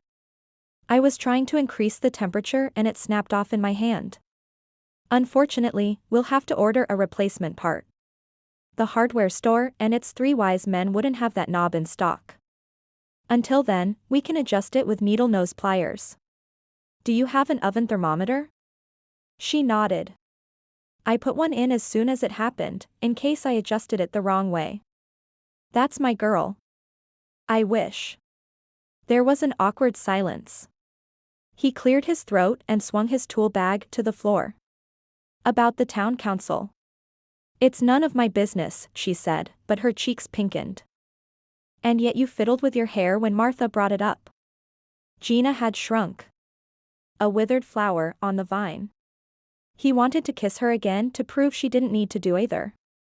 Me, an elected official? Ridiculous. He hated the sound of his hurt, roughened voice. I disagree. Her words might have buoyed him if she hadn't spoken to his work boots. I admit I hadn't thought of it until you mentioned it this morning, but you'd be great in public office. You know everyone and you listen to their concerns. You'd have no qualms standing in front of a crowd with all eyes focused on you. I sense a but in there somewhere. He suspected she was seeing him in a new light, one she'd never thought to shine on him, that of a potential life partner. Just one problem. Her discomfort reminded him that she shied away from the limelight. His running for town council was likely to be a relationship deal breaker. It's nothing. Her smile was so brittle, it almost broke his heart. Besides, my opinion doesn't matter. Do you want to run? Lying would be easier, but he'd already lied too much to her lately. I think I might. I like making a difference in people's lives, whether I'm fixing a leaky faucet or voicing an opinion on a new ordinance. And as the only member of my family without a college degree, I would find it validating. He pondered that for a moment. I didn't realize that was important to me until just now. I guess I'm not as comfortable in my own skin as I thought, at least not where my family is concerned. He took a step toward her. This opportunity in politics. Don't. She held up a hand, preventing him from closing the distance between them. Something akin to a growl worked its way up his throat. It wasn't a sound he ever remembered making before. This morning, when we kissed. That was a mistake. On your part. She rushed on. It was like you were asking a wallflower to dance because you felt sorry for her. For me. That was not a pity kiss. Frustration made his voice gruff. She patted his shoulder. How could it not have been? It came out of the blue. His fingers flexed with the need to hold her and prove the kiss, and the emotions behind it were heartfelt. I'd been thinking about it for a long time. I'm thinking about it again. That stalled her. She opened her mouth to speak, closed it, then tried again. I need to give this guy I met online a chance first. You confuse me. You're confused? She had no idea how flummoxed he was. He was competing for a date with Gina? With himself? So you think this guy you just met is a better fit for you? The same guy you believe will run as soon as he sees your face? Nick had blown this day and it wasn't even noon. Noon. The appointed time for football 20 to show up. It's not about who's more appealing. She pressed her hands to her cheeks. It's about being fair. Fair was him telling her the truth about her online relationship. Fair was Nick kissing her under the mistletoe in the gazebo later. Chances for anything fair happening to him today were slim. I'll wait here until this guy makes an appearance, he said, knowing full well her online date wasn't appearing until Nick decided it was time. He handed Gina the needle-nose pliers and pushed through the door into the dining area. A large coffee, Martha. He carried his mug, his frustration and the dilemma of football 20 to a small table by the window and scowled at the world. What's going on between you and Nick? Aunt Martha asked when Gina returned to the front carrying a tray loaded with cookies and Danish. Several customers heard her aunt's question and halted their conversation for the opportunity to pick up a bit of gossip. A cloud must have passed over the sun, because the shop seemed to dim.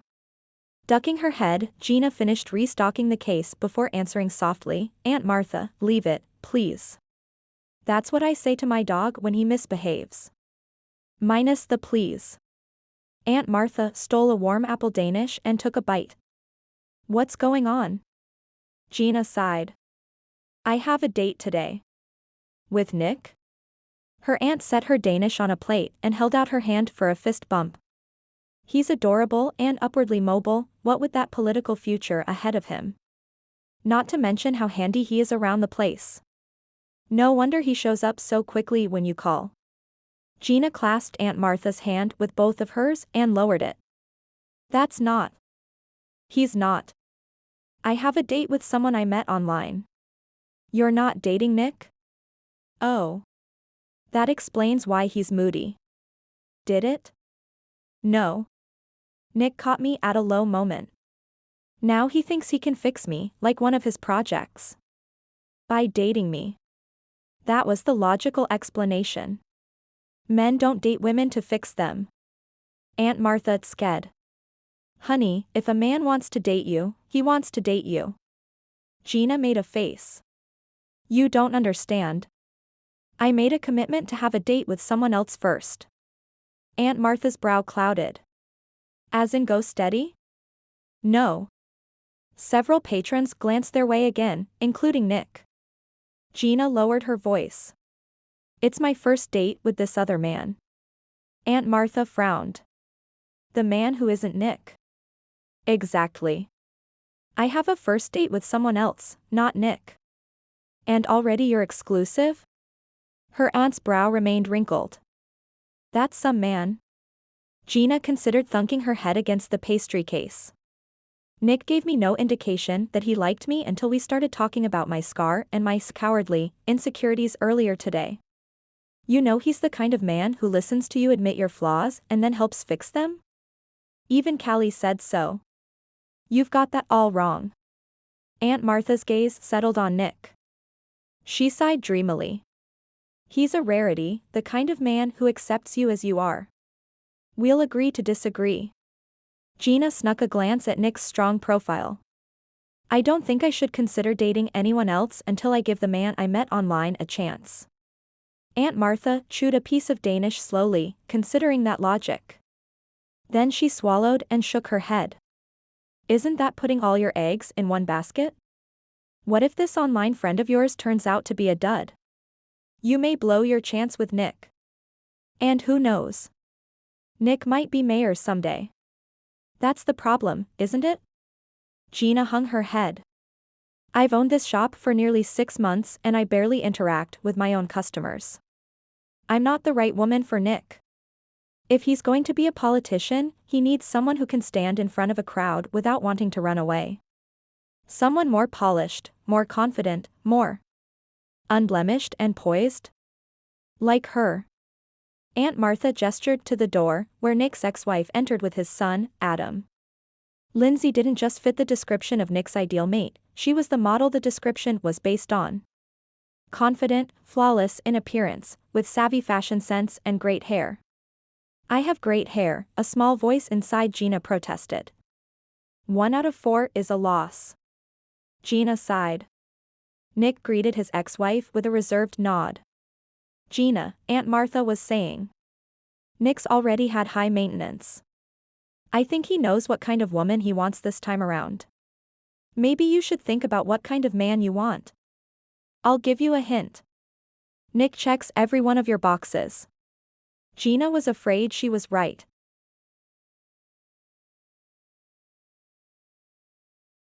Chapter 5. Dad. Adam practically tumbled through the teapot's door and into Nick's arms, bringing the fresh scent of the outdoors and the familiar one of sweaty boy. I'm here. Let's start Christmas. Adam's skinny arms around his neck almost made everything that had been going wrong this morning disappear. Hey, buddy. I thought you were busy with the choir for another few hours. Aunt Callie called an end to choir practice. I need hot chocolate before lunch. He settled deeper against Nick. Please. Okay. Nick nodded at his ex, Merry Christmas, Lindsay. The soon-to-be bank CEO stared down at him. I still have shopping to do. Can you watch Adam this afternoon? Sure. Adam jumped up, kissed his mother. Goodbye. Wished her a Merry Christmas, then scampered to the pastry case. Several Holly Scouts trooped in, making a beeline for the counter. Gina's welcoming smile greeted the children. The last time she'd smiled at him like that was when he told her she didn't need a new refrigerator. Was it just the rumor about him running for office that threatened his chances with her? Or did it have to do with his lack of a college degree? Lindsay turned to go. Linz. Nick stopped her. Can I ask you a question? She shrugged elegantly in that untouchable way of hers, so much more distant than any gesture Gina made. As a high school graduate and handyman, I wasn't good enough for you after you earned your degree. When she started to protest, he hurried on. Hypothetically, and this is not a get-together hypothetical for you and me, but, hypothetically, if I was elected to the town council, would that have balanced things out for you?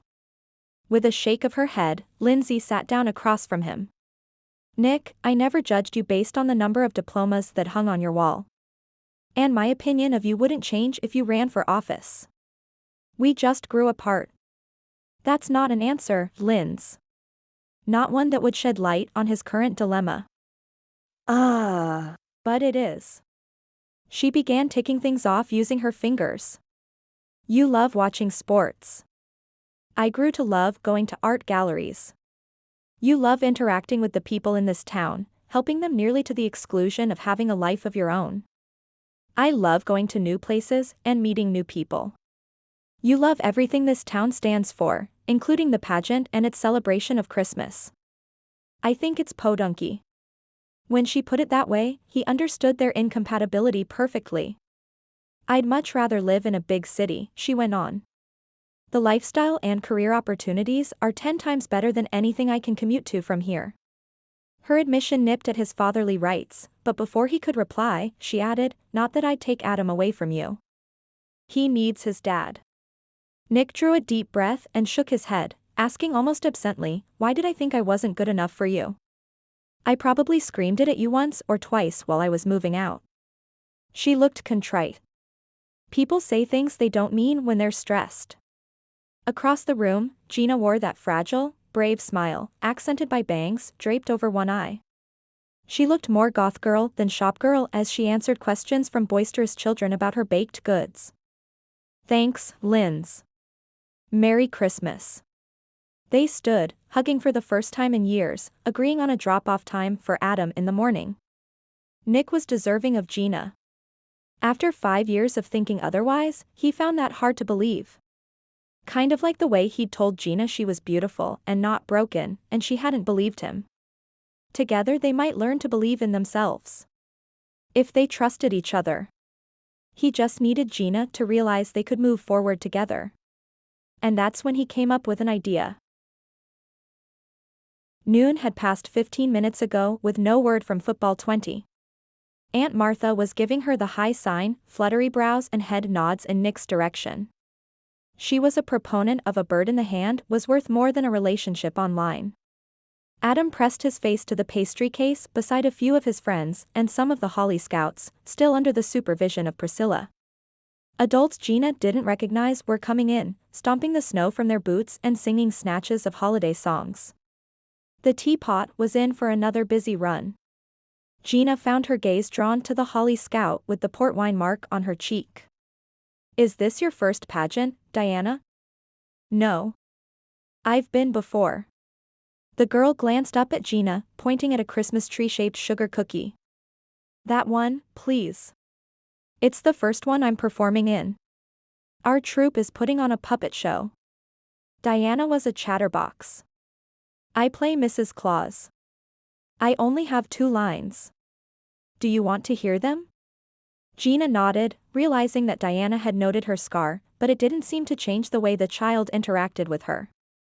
For that matter, none of the children responded to her awkwardly.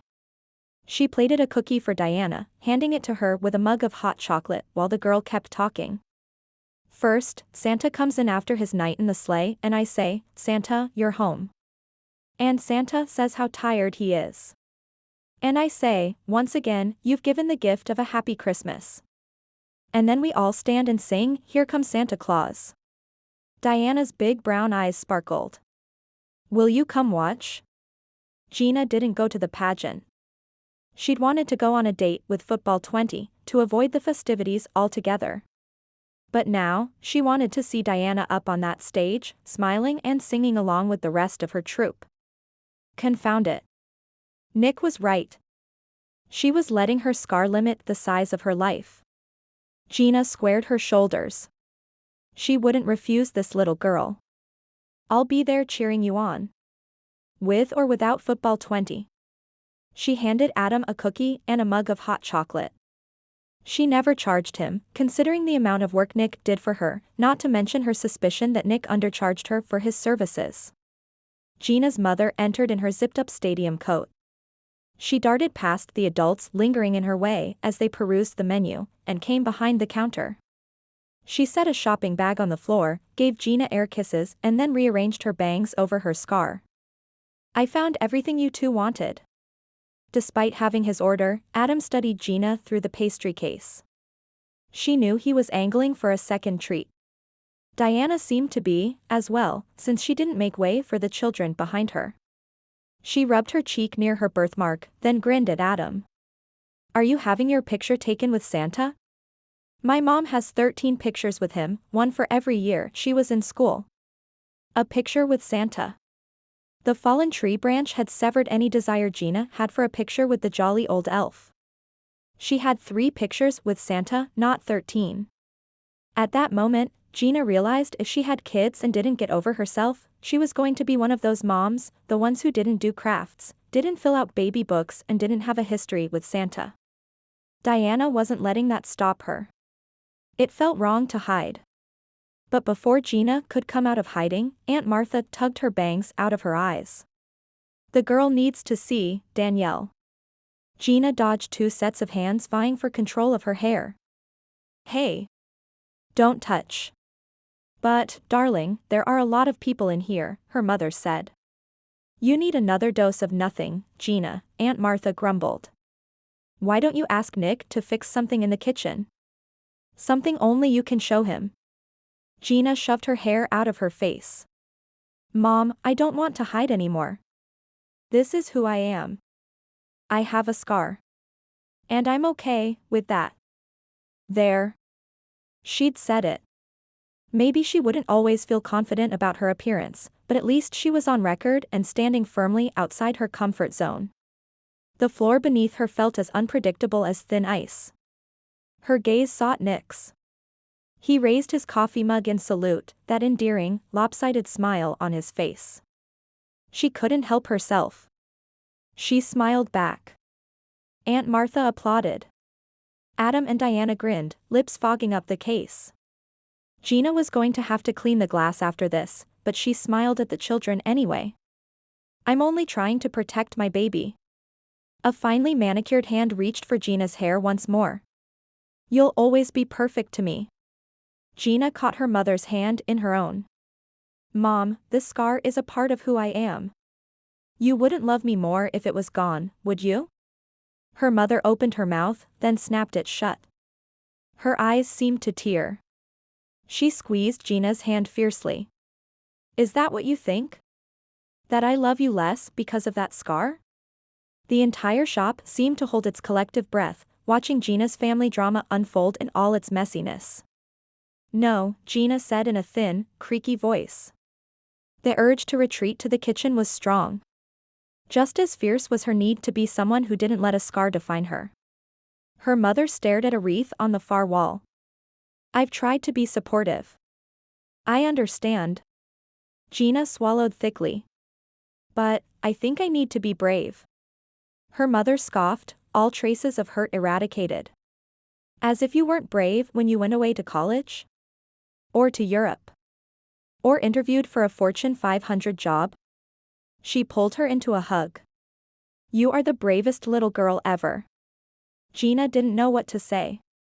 She's not little, Diana piped up from the other side of the bakery case.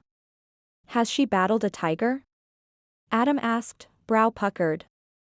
She's not brave until she's battled a tiger. Adam, Aunt Martha chided gently. You're looking at a tiger woman. She pointed to Gina's mother. And Gina just stood up to her. Adam scrutinized Gina's mom as if searching for her stripes.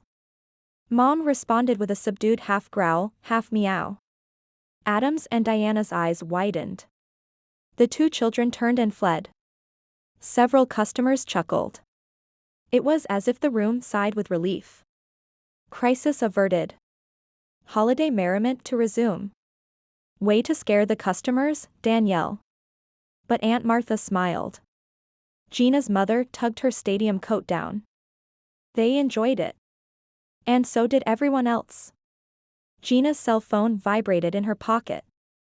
It was football 20, maybe meeting today isn't such a good idea. Gina gasped. Had she been dumped? Had football 20 seen her through the window and rejected her? She typed out a quick reply. Maybe you're right. Men, she muttered. She needed a man just as courageous as she was. Or at least one who was trying to be. Her mother looked up from pouring a cup of coffee. Men. Don't ask, Aunt Martha cautioned, leaning forward to wave to the next little customer. Merry Christmas. May I help you?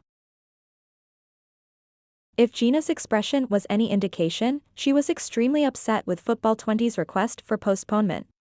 Mad enough to dump her online beau for Nick?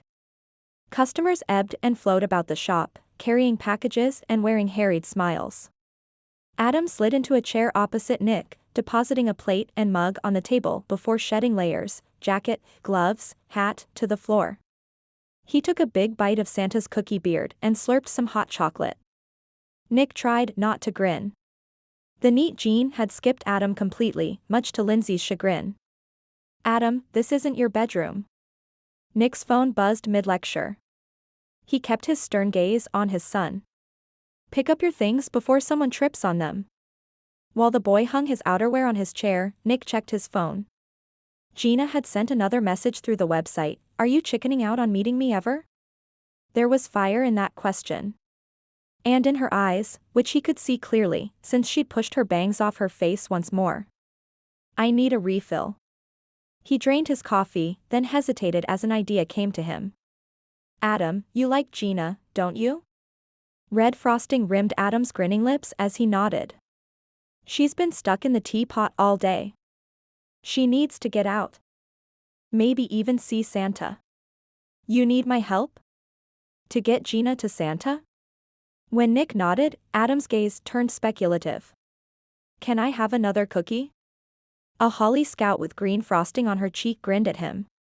There'd come a day when Adam wouldn't think twice about ignoring his old man for some feminine attention. But right now, Nick's son was oblivious to the girl's wiles, working the woe-is-me angle for more sugar. Nick heaved a belabored sigh. Okay. You can have another cookie. But only if you ask your friend if she wants one, too. He nodded toward the holly scout. That's the deal? Get Gina to Santa, plus me being polite? You're a sucker, Dad. Adam rolled his eyes and wiped red frosting on his shirt sleeve. Diana, do you want another cookie? The little girl's grin widened as she nodded. Nick caught the eye of the Holly Scout troop leader. He thought her name was Priscilla. Cookies all around? She shrugged. Why not? It's Christmas. Nick carried his coffee cup to the counter, waiting for his turn in line. A dozen sugar cookies and a coffee refill, he said to Martha when he reached the front. The older woman chuckled. You're in for a big sugar crash. The cookies aren't for me. They're for the kids, Nick replied. He handed his cup across the counter to Gina, trying to infuse his words with spontaneity. Hey, how about breaking for lunch and walking the square with me and Adam? You've been cooped up in here all day and he wants to see Santa. Martha didn't give her niece a chance to answer. She'd love to. Besides, she needs to distribute hot beverages and sweets to pageant workers. Annalise can help me until she gets back. She gestured to one of her book club sisters in the corner. Don't I have any say in this? Gina gripped Nick's coffee cup with both hands, looking torn. No, Martha and Nick said in unison. Come on, he added, grinning. He might have imagined it, but he thought he heard Gina's stomach growl. I'll help you distribute coffee and sweets and treat you to a shepherd's pie. Okay, but you can't ask me anything about you-know-who. She shook her finger at him. Nick held up his hands. Do you need help preparing things? No, Gina headed toward the kitchen. Martha waited for the door to swing closed before she leaned across the counter and whispered, "Kiss her under the mistletoe in the gazebo." Nick gave her a thumbs up and took a rain check on his coffee. He returned to his table and set the plate of cookies on it. Holly Scouts swarmed him, ignoring the direction of their scout leader to act like ladies. Adam licked his fingers after eating his second cookie.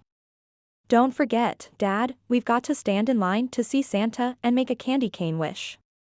We have to eat lunch first." Adam glanced at the clock. "It's already 12:30. Santa only stays until 2. Plenty of time." Chapter 6. 40 cups of coffee. 20 of hot chocolate. 4 dozen sugar cookies. 2 dozen Danish. 2 banning men. It almost felt as if Gina should be singing about one shy baker in a pear tree. She'd bundled up for her rounds. Her stocking cap had ear flaps that ended in colorful braids and hid nearly all of her scar. Cowardly, yes. She didn't have to give up all her safety nets in one day, did she? They worked their way around the square, dodging strolling tourists, harmonizing carolers, and scurrying pageant workers. Gina hadn't been to the pageant in years. She'd forgotten the bustling energy of the event. Gina pulled a wagon loaded with thermoses of hot coffee and hot chocolate. Nick carried a box of sweets.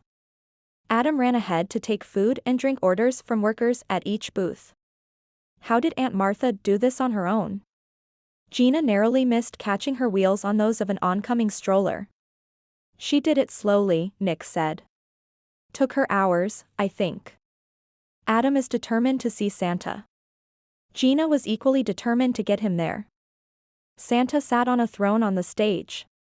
The line of children who'd come to see him and make a wish stretched more than halfway across the square. "I've been thinking about this project business you keep accusing me of." Nick tugged one of her yarn braids, then peeled back her ear flaps, exposing her scar, if the brisk air on her face was any indication. "And I think you're right." Gina's feet slid on a patch of ice, leaving her heart somewhere behind her. Miraculously, Nick juggled the box of goodies and steadied her. "I've done an evaluation." He nodded a greeting to his cousin, Bill, who was selling gifts for the mail with gifting challenges at the Desperate Husband booth. "My conclusion is you need to be taught how to date." The air left Gina's lungs in a whoosh. "We'll start with something easy, like lunch. You'll be required to make small talk, of course." She drew a deep breath. He was joking, right? "We'll move on to kissing," he said mischievously. Gina's feet planted themselves in the frozen asphalt. He tapped her nose with his forefinger. "In theory only. The politics of kissing are very important." She found her voice and her sarcasm. "Really?" "Yep." He lifted the box lid as his son ran up. "Just 2 cookies." Adam reached in. "No drinks." Nick began walking toward the next set of booths, pausing to look back when he realized Gina wasn't following him. "Don't ask, Gina. Don't ask." What are the politics of kissing?" "Well."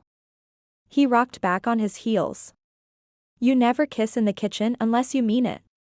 And you only kiss someone beneath the mistletoe in the gazebo if you're serious about them." He snuck a glance at the gazebo, where couples stood in line for the opportunity to test the local legend. "What are you doing later? We should talk more about this before we go through the gazebo." Frosted breath stuck in her throat. All her life she'd been waiting for an invitation to kiss beneath the mistletoe in the gazebo. This was red velvet cupcake buried in cream cheese frosting. Irresistible. "What do you mean by saying before we go through the gazebo?" Her question came out on a wisp of newfound air. He'd sked. "There are things that need to be discussed before you enter the gazebo. That's where young couples go wrong. They rush to a mistletoe kiss." Gina's ribs ached with longing. There was danger here. Danger to her pride and her heart. What kind of questions? Adam called for them to catch up. Nick tucked the box of sweets beneath one arm, strode back to her and began pulling the wagon, leaving her no choice but to follow. The same ones you might ask a man you met online. Do you want a family? Are you interested in a large house with creaky floorboards and lots of history? What do you see yourself doing 10 years from now? She'd asked Football 20 those same questions and more. She wanted a family. She wanted that creaky old house. But what would Nick be doing 10 years from now? He'd probably be mayor. And she. Her knees weakened. Right there, at the intersection of Jack Frost Avenue and the Mistletoe Trail. Hold up. Nick placed the box with cookies and Danish on top of Gina's thermoses. But instead of steadying her, he hurried through the crowd to a bank of snow left by the morning's plow run. People walked between them, obscuring her view. Adam returned to the wagon, out of breath. 2 coffees. Black. Where's Dad? When Gina gestured toward the snowbank, Adam hurried to his side. Nick reached into the bank with both hands and pulled out a frail, snow-covered body. Gina gasped. It was Barty. He listed to one side and Adam propped him up. Nick has SOS radar. Callie appeared beside her. I just wish he could turn it off sometimes. Not that I'm much better. She sighed. I've got to keep moving or I'll never get anything done. Can you make sure Adam sees Santa? I'm on it already. And give this to Nick. She pressed a small wrapped box into Gina's hand. As quickly as Callie had appeared, she disappeared. When the 2 Banning men rejoined Gina, she said, Barty's lucky you saw him fall. She handed Adam 2 coffees. I didn't see him at all. I noticed his walker on the sidewalk, wobbling by itself. Nick shook his head. He'll be fine. I can't believe people are so busy and rushed they don't see what's right in front of them. Gina saw what was in front of her. She imagined herself falling forward into Nick's arms. Not busy. Not rushed. His lips would claim hers in a slow, passionate kiss. Her arms would encircle his neck. And everything would be right with the world. Not to mention, he lowered his voice, interrupting her wayward thoughts, Barty shouldn't be out here at all. He wanted to see how the replacement Santa was doing. Nick spied the gift box in her hand. What have you got there? It's from Callie. Gina held the box toward him. It's from Santa, he corrected, accepting it. We do a different version of Secret Santa in our family. These small gifts are hints as to what the family got you for Christmas. He unwrapped the box and opened it. A miniature hammer and a sprig of mistletoe? I'm stumped. Despite not wanting to pry, Gina peeked. That's not a hammer. It's a gavel, like the mayor uses at town council meetings. And the mistletoe. Why did it have to be mistletoe? His eyes sought hers. His familiar grin softened. These are 2 gifts my family can't give me. They're giving you their blessing. For love and a public life. The gavel was a reminder of the limits Gina had yet to cross. Baby steps. She was taking baby steps, but Nick's grin encouraged her to grab his hand, hang on and run with him. She gulped back her fears. Where do you want to be 10 years from now? Nick looked around the town square. And then his warm gaze landed on her. Right here. She shook her head. He wanted to serve. Nick, if I kiss you again, you'll realize there's something between us you can't hide from. His words were gentle, but there was a hint of secrets in his voice, like the subtle, enticing scent of vanilla in an oatmeal raisin cookie. You can't hide from this, Gina. Not true. In the past 20 years, she'd grown quite good at hiding. Nick liked flirting with Gina. He liked kissing Gina. But that didn't mean she didn't exasperate him. You want to go into politics, she said. And I'm not ready for that. I may never be ready for that. He jumped the gun, as he had with their kiss that morning. There was a serious need for backpedaling. Maybe I want to run someday. But that doesn't mean I'm going to start in the next year or so. Like you said, I'm a busy man. I don't want to be the reason you passed up any opportunity.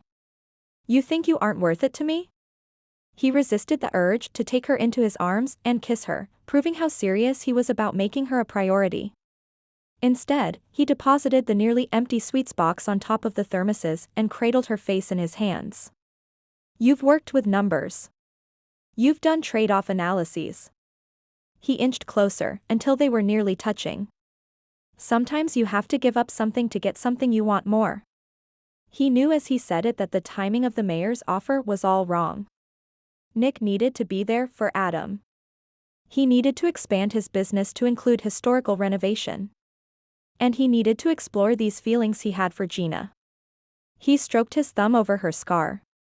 Adam ran up with their last order. He stopped within hugging distance. Dad, are you gonna kiss Gina? Maybe, Nick said at the same time Gina whispered, no. Adults. Adam shook his head. I'll never understand them. He filled a cup with coffee, then rummaged in the box for a Danish. Gina stepped away and Nick's hands dropped to his sides. I should get back to the teapot, she said as her cheeks bloomed a soft pink. Oh, no. I promised to buy you lunch, he said firmly, tucking her arm in his. I heard you tell your mother you weren't hiding anymore. She opened her mouth, most likely to argue further, but he added gently, please, Gina. Then we can go see Santa. Together, like the family he hoped they'd be someday. Adam returned in time to hear Nick's plea. You can't leave us, Gina. If you go, I'll never get to see Santa. You just want to eat the remaining cookies after lunch, Gina said. Yep. Adam's grin pulled up on one side, just like Nick's. But if you eat with us, Dad won't get called away. Gina sighed. That's a yes. His son pumped his fist in the air. Santa's line is below 20, Nick said. Let's eat. Adam bolted for the shepherd's pie booth. Nick and Gina followed more slowly, arms twined together, while Nick pulled the wagon. See, he said. This is nice. Nick. Hey. Diana ran up to Gina, dragging a woman behind her. Mom, this is the pretty lady who let me do her dishes. I want hair like hers. Gina fiddled with one of her hat's yarn braids, as if trying to pull the ear flap over her scar. The Holly Scouts came to our rescue earlier at the teapot. I think Diana earned another badge. Diana's mother studied Gina's face. Her gaze turned compassionate. My daughter wanted to show me your special braid. I'm sorry. Nick sent a silent plea to Diana's mother, don't say, I'm sorry to bother you. Gina needs you to accept her, scar and all, just as you do your daughter. But I can't see it. Would you mind taking off your hat? She did understand. Nick breathed a sigh of relief. But in order to comply, Gina would have to remove her hat and deliberately expose all of her scar to this woman. It was different than pushing her bangs back when she was standing behind the counter with customers 10 to 20 feet away. Gina was opening herself up to close inspection. He knew it. Gina's cheeks paled. She knew it, too. He gave Gina's fingers a reassuring squeeze. She held on. With her other hand, she removed her hat. Her white blonde hair shimmered in the afternoon sunlight. Within his grip, her hand was as tense as marble, as if she was waiting for someone to point and scream at the horror that was her face. Gina kept her chin up and didn't make a move to adjust her bangs over her scar. She still didn't understand. You're beautiful, he whispered. Gina made a soft noise, like a trapped animal that knew a predator was near. They stood at the corner of the intersection. People passed by from all directions. Talking, laughing, paying Gina and her scar no heed. They were too busy with their loved ones, with lists of gifts to buy and timelines to be met for the holiday. People are so rushed, Nick murmured close to her ear. That they don't see, she finished just as softly. Her hold on his hand eased. Diana's mom walked around Gina. Your hair is a beautiful color. Thank you for sharing with us. I've never made French braids before. Is it hard? A small sigh escaped Gina's lips. If Nick hadn't been protectively close, he would have missed it. It takes a little practice. She put her hat back on. Diana's hair is long enough that you could do it. I bet if you stop at the Carols and Curls booth, Carol will show you how. Adam had reached the front of Posey's lunch line and was jumping up and down to get their attention. Nick excused them, escorting Gina and towing the wagon to the booth. You're a brave woman, Gina Vernay, he said. Gina scoffed. You don't know how much I wanted to sink into a snowdrift. But I do. Because I know you. And he loved her, too. He'd probably loved her since she'd struck Ron Umberland decades ago. When they joined Adam in line, Posey waved to them. My generator keeps going out, Nick. Can you look at it? Was there anything in this town that wasn't breaking down today? Nick forced a smile on his face. After all, he was holding Gina's hand. Life didn't get much better than this. Chapter 7. While Gina and Adam sat at a picnic table beneath space heaters, Nick fiddled with Posey's generator. Adam kept casting worried glances toward his father. We'll get to Santa right after this, Gina promised. Bannings help people, Adam said as if repeating the family motto. That means sometimes we have to miss stuff. Not today. Eat up. Gina kept an eye on the line for Santa. It was dwindling. And it was nearing 2 o'clock. Nick diagnosed Posey's generator as being out of fuel. Apparently, the fuel gauge was frozen. He claimed his shepherd's pie and sat down, digging in as Gina and Adam pushed the remains of their meals around their paper plates. You're like one of Christmas Town's elves. Or maybe Santa's maintenance man, Gina said. What she really wanted to say was, your son is dying to get to Santa. Eat fast. It's always something, isn't it? Nick reached over to grip Adam's shoulder, giving him a gentle shake. The wind kicked up, sending a dusting of snow from the trees around the square into the air. Gina's body seized up. The wind. A crack. Her scream. Her focus tunneled on Nick's half-eaten shepherd's pie, but in her mind's eye she saw the branch, thick as a man's leg, fall out of the sky and her back felt the cold, hard ice. In the present, a scream stuck in her throat. Hey. Nick's voice seemed far away. It's okay. It's just the wind. There are no trees around. You're safe. His hand covered hers. Gina blinked. She was breathing as raggedly as if she'd just run a race. This was why she didn't come to the pageant. She hadn't experienced a flashback like this since she'd left Christmas Town. She stood up, on legs as limp as rolled dough. I'm done, anyway, Nick was saying, clearing their table. I need to get back to the shop. Where she'd truly be safe. Gina, we can't miss Santa. Adam's voice. His small hand trustingly wrapped around hers. You promised. Her breathing slowed. She became aware of the noise and activity of the pageant. The carolers singing, I Saw Mommy Kissing Santa Claus. Posey calling an order to her cook. Nick promising to collect his slice of peppermint pie later. The sun sparkling across the snowy square. Children bounding through 2 feet of snow, their laughter pealing through the air. Gina grabbed a yarn braid and tugged her hat more firmly onto her head. If only she hadn't paused under that tree 20 years ago. If only it hadn't snowed so heavily the night before. If only she could go back in time and tell herself that her scar didn't matter. That what mattered was in her heart, and who she saw standing in front of her. Nick moved in close enough to kiss, placing his hands on her shoulders. Are you all right? She hadn't been, but she was now, buoyed up by a child's trusting grip and Nick there to steady her. She could do anything. She could even stand in front of a crowd and smile at strangers while they listened to her husband speak about new policies and changes for the better. She could lift her hatless head and smile, despite them looking at her scar and wondering about the story behind it. And she could love this man. Are you ready? Adam jumped up and ran a few steps, urging them to follow. Let's go see Santa. I'm ready. This bold new woman leaned forward and pressed a light kiss on Nick's lips. She didn't even need a candy cane wish. Hers had been granted.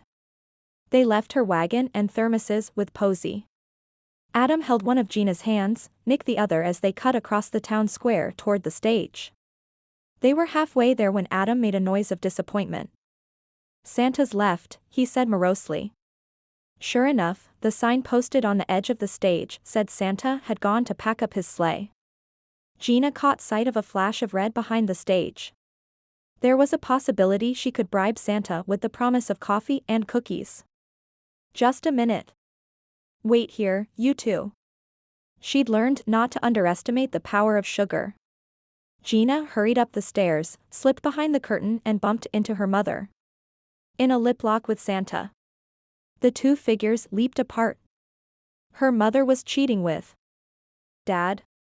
Gina lowered her voice to a whisper. "You're Santa?"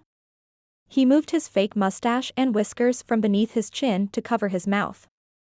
His pillowed paunch had shifted to the left. He straightened it, hefting his girth like a bowlful of velvet-covered jelly. With Barty being sick, someone had to step in. And her father, who'd played the role of Grinch for years, had. Gina didn't know what to say. "We figured now that you're back and volunteering, we should, too." Your father made a wonderful Kris Kringle. Her mother's green eyes glowed with pride. "She was the perfect Mrs. Claus," he replied gruffly. "Neither one of you is done yet." Gina recovered enough to grab them both and lead them toward the main stage. "There's a little boy out there who's been helping with the pageant. He deserves one of Santa's candy cane wishes. His name is Adam." Something Diana had said earlier tickled her memory. "He'll need a picture with Santa, too." She half expected her dad to say his time as Santa had expired, but he came along willingly, as did her mother, who was wearing a red velvet dress beneath her jacket. That explained why she'd been suited up like a sleeping bag. They emerged from behind the curtain and her dad gave a hearty, "Ho, ho, ho." Adam and Nick had disappeared. "If that man left to repair something for someone," Gina mumbled, reaching for her cell phone. She texted Nick, "Where are you?" Then she huffed and looked around. "It's Nick's son. Do you see Nick anywhere?" She didn't, but she remembered Adam had seen Mrs. Claus earlier. "Hey, tiger woman. Zip up your jacket. Adam is going to recognize you from the teapot." Merciful heavens. That was him? Gina's mom knelt and struggled with her jacket zipper. "Danielle is a tiger woman?" Santa chuckled. "Hush, Howie." The zipper caught and her mother stood, yanking it all the way to her neck. Gina's phone buzzed. A text message. "It's from Nick. I think it's better if we don't meet at all." That was football 20. Wasn't it? No. It was a text from Nick's phone, not a message via the dating website. Gina's toes went cold. The tips of her fingers went cold. She was cold everywhere. Nick was football 20? Betrayal stabbed at her, deflating her lungs of much-needed oxygen. The world funneled down to this one small shard of truth. Nick was football 20. It couldn't be. Gina tried to reconcile what she knew of the two men. There'd been the picture he'd posted online. She'd thought his obscured face was fitting, since she hadn't uploaded a complete photo either. He'd said he lived in a nearby town, that he bought, restored and sold old homes. He'd lied. Football 20 had lied. Nick lied. Mumbling. Someone was mumbling. Gina wanted it to stop. The rambling words were distracting her from figuring out what she was going to do. Because Nick had lied. "You can't kill anyone, dear. It's Christmas." Her mother rubbed Gina's back. "Stop mumbling. Whatever's got you upset, you'll be over it as soon as the choir starts to sing." Gina sincerely doubted it. Nick and Adam came around the stage. Nick. Football 20. Liar. She wanted to back away. She wanted to run. She wanted to cover up her scar and never let anyone see it again. "There you are." Nick's lopsided smile chilled her even more. Someone needed help carrying a Christmas tree to their car.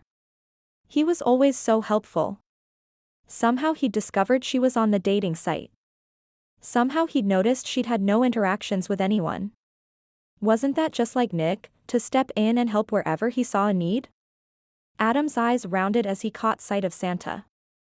And then he was running up the stairs. Gina gripped her cell phone tighter. "I got your message, football 20, she said to Nick.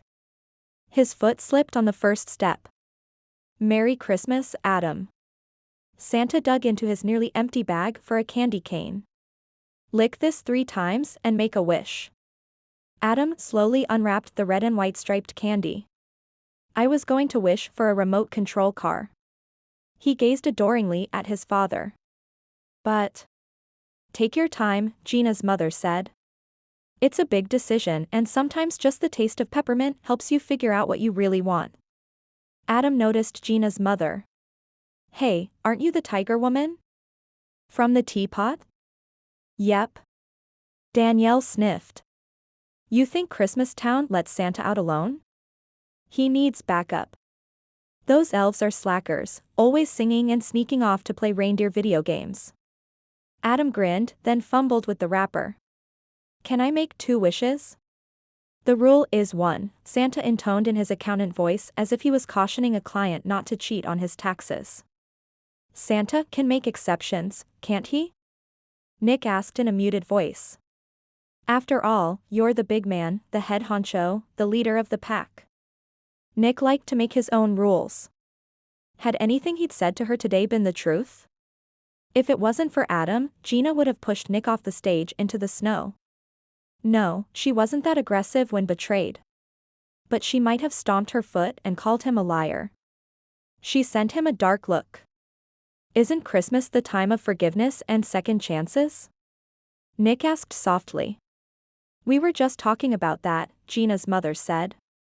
Santa placed his hands on his knees, lowering himself to Adam's level.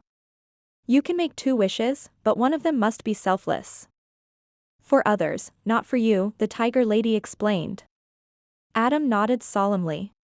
He held the candy cane tightly in one hand and licked it 3 times, then said, "I wish my dad had someone who took care of him the way he takes care of everyone else in town, because when I'm not with him, he's alone." Adam turned his best give me a cookie gaze toward Gina. "Better wish again," Gina muttered. Adam licked the candy cane 3 more times. "And I want Santa to bring me a remote control car." He smiled at Santa, flashing those big puppy dog eyes. "Oh, my," Mrs. Claus said. "That's a face that's hard to refuse, even for the tiger woman." "Tell me about it," Gina said. Across the square, the carolers started singing Jingle Bells, reminding Gina of Nick's whistled tune that morning.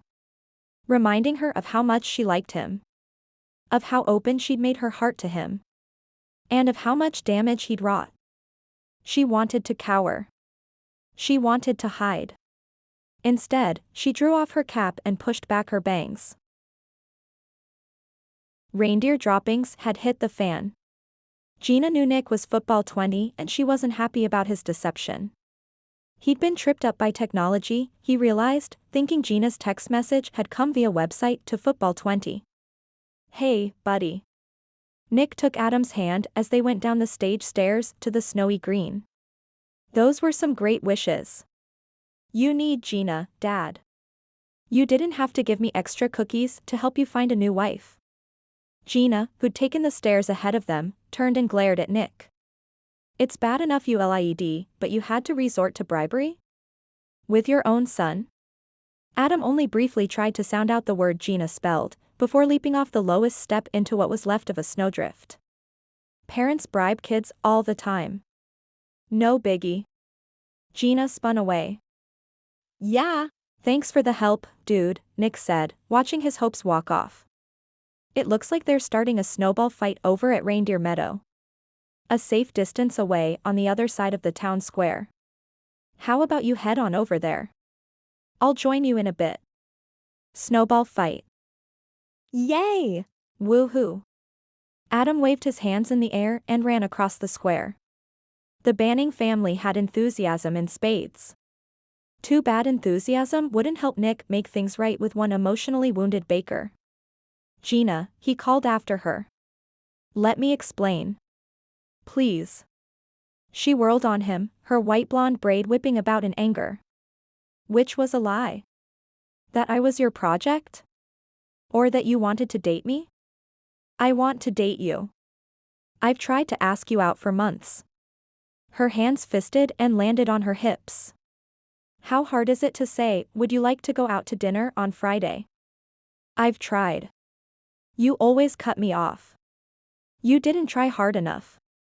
I can't believe you. It's more believable that I'm someone you think needs a boost to get back on track, like Barty's nervous Labrador or Annalise's failed driving exam. Gina leaned into his space, fire and brimstone, all self-consciousness about her scar gone. At least you told them you were going to help. You had to lie to me. Why couldn't you just tell me the truth? The energy seemed to drain from her. I could have. I would have. He was going to confess all now, whether she wanted to hear it or not. The truth is you've fascinated me since the accident. He looked across the square to the empty spot where the tree that scarred her had once stood. Before then you were just another girl who loved Christmas. The branch changed all that. And then you slapped Ron Umberland on the playground and looked at me as if I was going to be next. On some level in my little boy brain, I went, whoa. I have no idea what you're talking about, she grumped, crossing her arms over her chest. You don't remember your mom coming to get you from school that day, he said quickly. She chewed you out but good, forbidding you to ever attack someone because of what happened. From that day on you hid your scar. Gina reached up with gloved fingers and traced the jagged line. I find it hard to believe I was so fascinating when I can't remember you ever talking to me in school. I was a kid. Worse, a boy, he admitted unabashedly. When the girl who slapped Ron hid, my fascination faded. If you did all this just to get me to slap someone again, Gina muttered, you've wasted your time. You give me such lofty goals. Mine have been more selfish. Nick inched closer. The little girl who struck back at a boy on the playground grew up. She's still full of spunk, but now she's also hardworking, stubborn, and brave. She's the kind of woman I want to take long walks with and kiss under the mistletoe in the gazebo. Gina's gaze drifted to the gazebo and the laughing couples. I can list a dozen times I tried to ask you out, starting with the first time I fixed the teapot's garbage disposal, and ending with us finding the Christmas ornament this morning. His smile twisted ruefully as she blinked up at him in wonder. I wish I had a more honorable motivation for lying to you. I could say I did it to make you see you're a beautiful woman. Or to help you overcome your fear so you won't shrink every time a stranger comes into the teapot. But the truth is. Nick had to pause and clear the emotion from his throat. The truth is I did it all because I'm selfish. I just wanted to earn one date so I could be with you. I'm tired of being cut off mid-wind-up for a date request, with you handing me a cookie fresh out of the oven. I want to spend time with you, Gina. Time together where I don't have a wrench in my hand and you don't have a whisk in yours. There. He'd told her all of it. It was up to her now. And yet you fiddled with your hair when Martha brought it up. Gina had shrunk. A withered flower on the vine.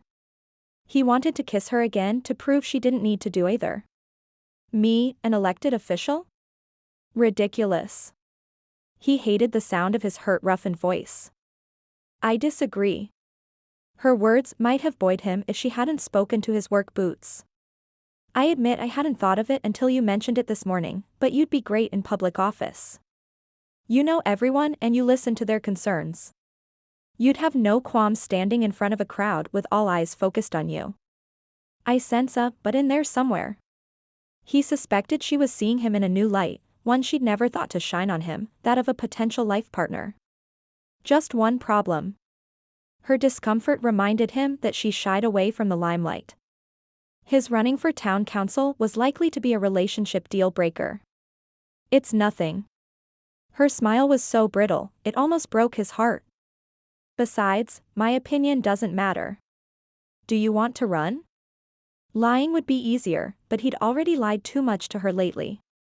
I think I might. I like making a difference in people's lives, whether I'm fixing a leaky faucet or voicing an opinion on a new ordinance. And as the only member of my family without a college degree, I would find it validating. He pondered that for a moment. I didn't realize that was important to me until just now. I guess I'm not as comfortable in my own skin as I thought, at least not where my family is concerned. He took a step toward her.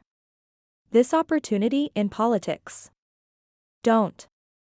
She held up a hand, preventing him from closing the distance between them. Something akin to a growl worked its way up his throat. It wasn't a sound he ever remembered making before. This morning, when we kissed. That was a mistake. On your part. She rushed on.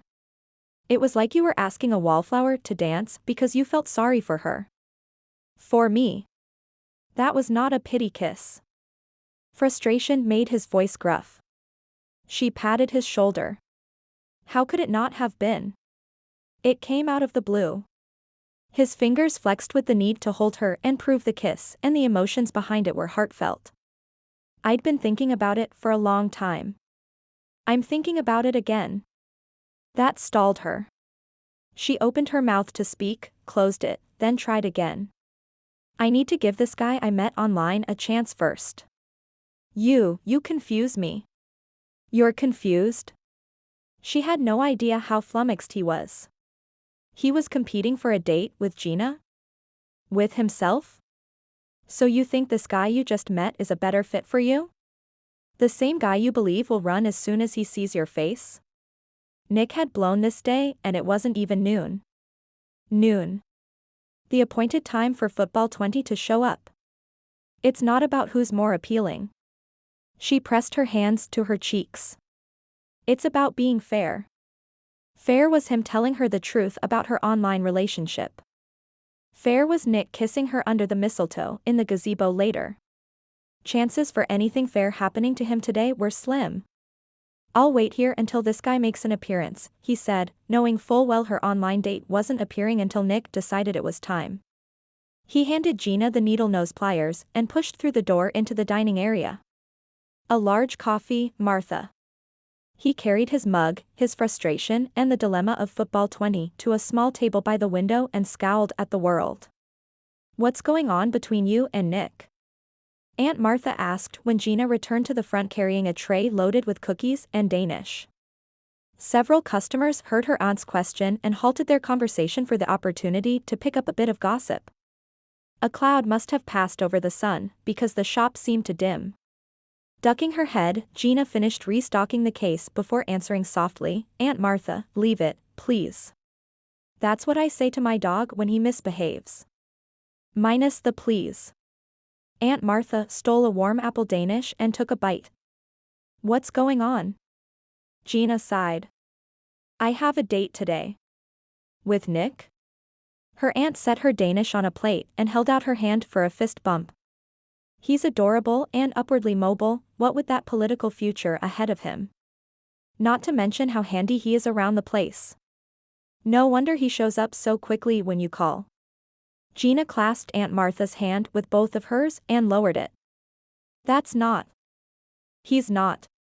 I have a date with someone I met online. You're not dating Nick? Oh. That explains why he's moody. Did it? No. Nick caught me at a low moment. Now he thinks he can fix me, like one of his projects. By dating me. That was the logical explanation. Men don't date women to fix them. Aunt Martha sked. Honey, if a man wants to date you, he wants to date you. Gina made a face. You don't understand. I made a commitment to have a date with someone else first. Aunt Martha's brow clouded. As in go steady? No. Several patrons glanced their way again, including Nick. Gina lowered her voice. It's my first date with this other man. Aunt Martha frowned. The man who isn't Nick. Exactly. I have a first date with someone else, not Nick. And already you're exclusive? Her aunt's brow remained wrinkled. That's some man. Gina considered thunking her head against the pastry case. Nick gave me no indication that he liked me until we started talking about my scar and my cowardly insecurities earlier today. You know he's the kind of man who listens to you admit your flaws and then helps fix them? Even Callie said so. You've got that all wrong. Aunt Martha's gaze settled on Nick. She sighed dreamily. He's a rarity, the kind of man who accepts you as you are. We'll agree to disagree. Gina snuck a glance at Nick's strong profile. I don't think I should consider dating anyone else until I give the man I met online a chance. Aunt Martha chewed a piece of Danish slowly, considering that logic. Then she swallowed and shook her head. Isn't that putting all your eggs in one basket? What if this online friend of yours turns out to be a dud? You may blow your chance with Nick. And who knows? Nick might be mayor someday. That's the problem, isn't it? Gina hung her head. I've owned this shop for nearly 6 months and I barely interact with my own customers. I'm not the right woman for Nick. If he's going to be a politician, he needs someone who can stand in front of a crowd without wanting to run away. Someone more polished, more confident, more unblemished and poised. Like her. Aunt Martha gestured to the door, where Nick's ex-wife entered with his son, Adam. Lindsay didn't just fit the description of Nick's ideal mate, she was the model the description was based on.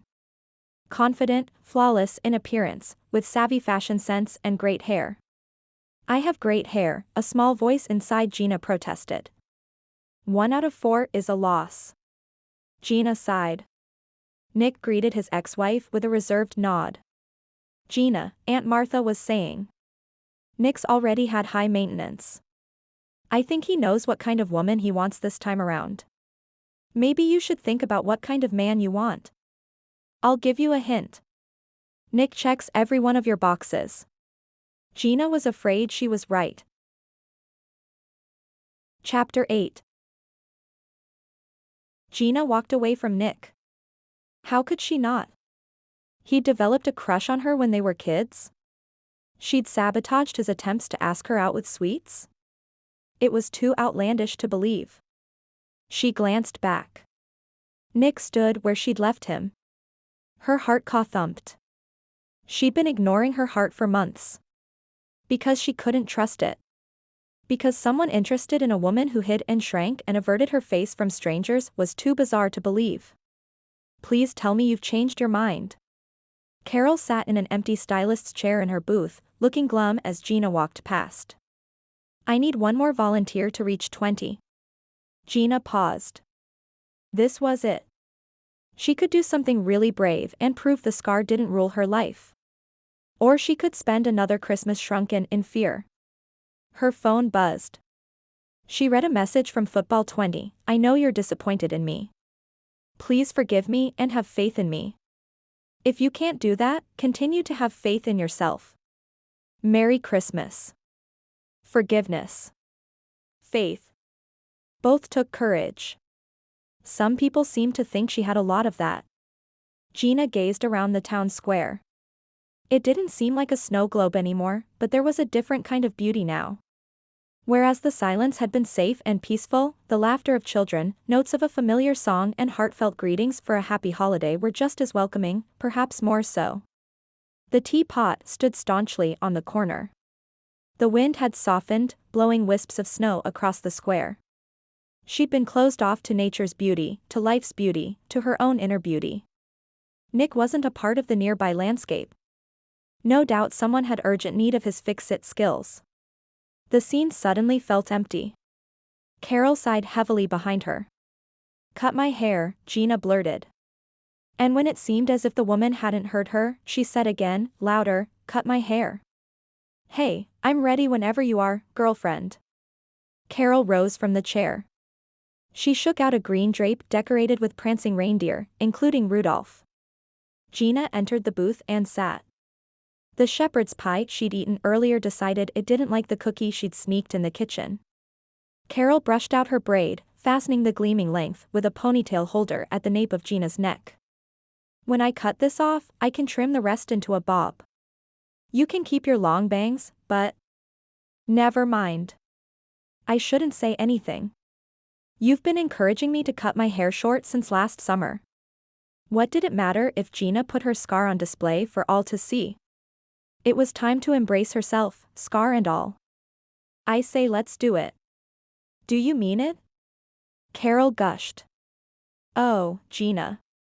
It'll look beautiful. You'll be so happy, I promise. Gina's stomach churned once more, but she bravely said, I'm sure I'll love it. She couldn't help but wonder if Nick would, too. When Gina entered the teapot, most of the crowd had cleared out.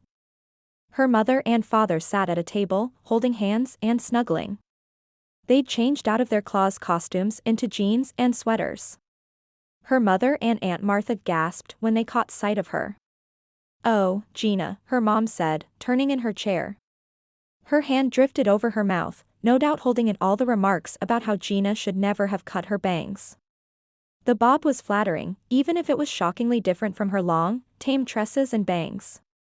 It suited Gina's angular features, making her eyes look huge. The short locks twisted and curled and drifted on the breeze, as if happy to have such a weight lifted. But if her mother didn't like it? Darling, it's beautiful. Mom rushed to hug her. You're beautiful. She's perfect in every way. Aunt Martha wrapped her arms around the pair. Not to be outdone, her father enveloped them all in a warm embrace. What a lovely Christmas present. Speaking of which, Aunt Martha slipped behind the counter, then held up a small wrapped package. You brought my gift here? Gina asked. I thought we were exchanging presents tomorrow morning. This isn't from me. It's from your secret Santa, Martha said slyly. I don't have a. Gina glanced around, half expecting to see an unfamiliar man in the shop. But there were no mystery men in her life. It must have come from Nick. When did he drop it off? About 30 minutes ago. Aunt Martha set the box on the counter and pushed it across to Gina. Open it. She edged closer. It's not a secret Santa gift. It's just a gift. No. He said to specifically tell you it was from your secret Santa, Aunt Martha insisted, her faded green eyes sparkling. Why don't you open it? It's probably nothing. Who dropped this off? Her father demanded. Her mother and her aunt shushed him. Gina picked up the box. Shiny green paper. A bright red bow. It was large enough to fit a softball inside. It can't be a secret Santa gift. That implied Nick had gotten her something else, and this was just a hint at a more important gift. Slowly, she removed the wrapping. A white box from the card shop told her nothing about what was inside. You were never like this as a girl, her mother said. You ripped the paper and tossed the bow like that was the best part of opening presents. But this was different. This was from Nick. Gina lifted the lid. Inside was a snow globe. A beautiful Victorian house, white with red trim. Above it, Santa and his sleigh rode off into the night. There were even tracks on the rooftop. It's perfect. And then she saw the small note card beneath it, in 10 years. Her phone buzzed with a message from Nick, I'm here. In front of the gazebo. Gina's heart pounded. This was one of those moments in life when everything slowed down and things changed. It was the branch dropping toward her. The man shouting she'd stolen his cab. Nick turning her around and kissing her. The way she opened it, I thought it was an engagement ring or something. Her father sat back down. It's just a bauble. It's more, Dad. It's so much more. It was an apology and a promise. A hint at the true gift only Nick could give her. One that couldn't be bought or boxed or wrapped. He was offering her a chance at love. Gina set the snow globe on the counter and went into the kitchen, retrieving the wrapped red scarf her mother had picked up for her. At the last minute, she embellished the plain box with a little something extra. Dad, why are we waiting here? This is where people kiss. The disgust in Adam's voice was palpable. The sun was setting. The crowd was moving toward the stage. On the perimeter of the square, only vendors packing up their wares and a few couples waiting their turn to enter the gazebo remained. "You like Gina, don't you?" Nick asked. Adam bobbed his head. "She's as cool as Aunt Callie." Speaking of his sister, Nick was testing Callie's patience. Adam should have been lined up with the choir behind the hardware store 5 minutes ago, but Nick was hoping Gina would walk out of the teapot at any minute. And then there she was, with a gift in hand. Her short hair blew in the breeze, glinting like silver beneath the sparkling lights that were just beginning to come on. Her scar was no longer hidden. She smiled. At him. And it wasn't a fragile smile. It was a smile brimming with confidence and joy. Something warm burst in his chest, a jumble of emotions he didn't dare trust but couldn't bring himself to suppress. Love and hope and happiness. "This is for you," Gina said when she reached them. "Usually, kids get gifts on Christmas," Adam said reproachfully. She turned that brilliant smile on his son. "I know what you like, and that comes out of the oven, not the store." She handed Adam a frosted Rudolph sugar cookie. Although he thanked her for the treat, Adam tugged on Nick's hand, clearly nearing the end of his patience. "Aunt Callie's gonna come find me if we don't go soon." Nick accepted the small thin box from her. "Can you forgive me, Gina?" She nodded. "Open it." The sky grew darker. Street bulbs blinked on. Strings of lights twinkled. But it was Gina who glowed. He reached for the bow and realized she'd attached the Victorian ornament they'd found in her kitchen that morning. He chuckled. "That's the reindeer house." Releasing Nick's hand, Adam claimed the ornament, crumbs falling from his mouth. "Cool. Open it," Gina encouraged again, smiling at Nick. He drew away the ribbon and opened the box. It was a red scarf. Just like his tattered, faded red scarf. "It's something to keep you warm while you work on your house. I suspect I'll have to buy you another one in 10 years. The welcome in her voice wrapped around him, cradling Nick and his dreams. Adam backed up. "Dad, I have to go." "You know, choir?" Adam, Nick wasn't sure how to include his son in this special moment. If all went as planned, he'd be embarking on a new life. Tonight. Beneath the gazebo mistletoe. "Dad, Aunt Callie told me you'd probably be kissing Gina in the gazebo." "It's okay. I'm a kid. I don't need to watch that." Adam kicked at a drift of snow. "Can I go line up for choir now?" "Yes." Nick held out his hand to Gina as Adam scampered off. Gina slipped her palm in Nick's and gave it a reassuring squeeze. The last couple cleared out from beneath the gazebo. Vaguely, Nick registered that his sister, Callie, made up half of that dazed and distracted-looking couple. They didn't get far from the exit before kissing again. My kid's sister. It didn't matter. Callie was a grown woman. And besides, the gazebo was all his and Gina's now. Together they walked up the gazebo steps. Their boots crunched on ice and snow. Across the town square, a crowd had gathered around the stage. "I'm sorry I lied to you," Nick said simply.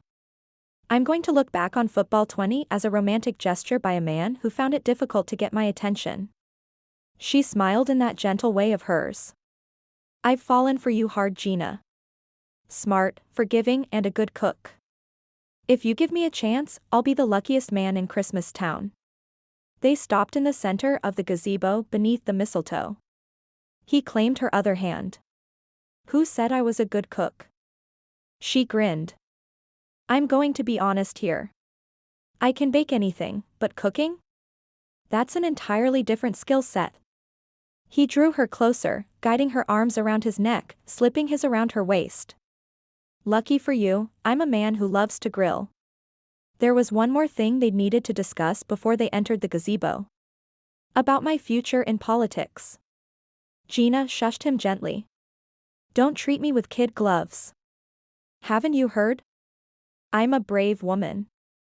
She tugged him closer, glancing up at the mistletoe before staring deeply into his eyes. If our relationship leads somewhere, we'll go forward together. That was good enough for him.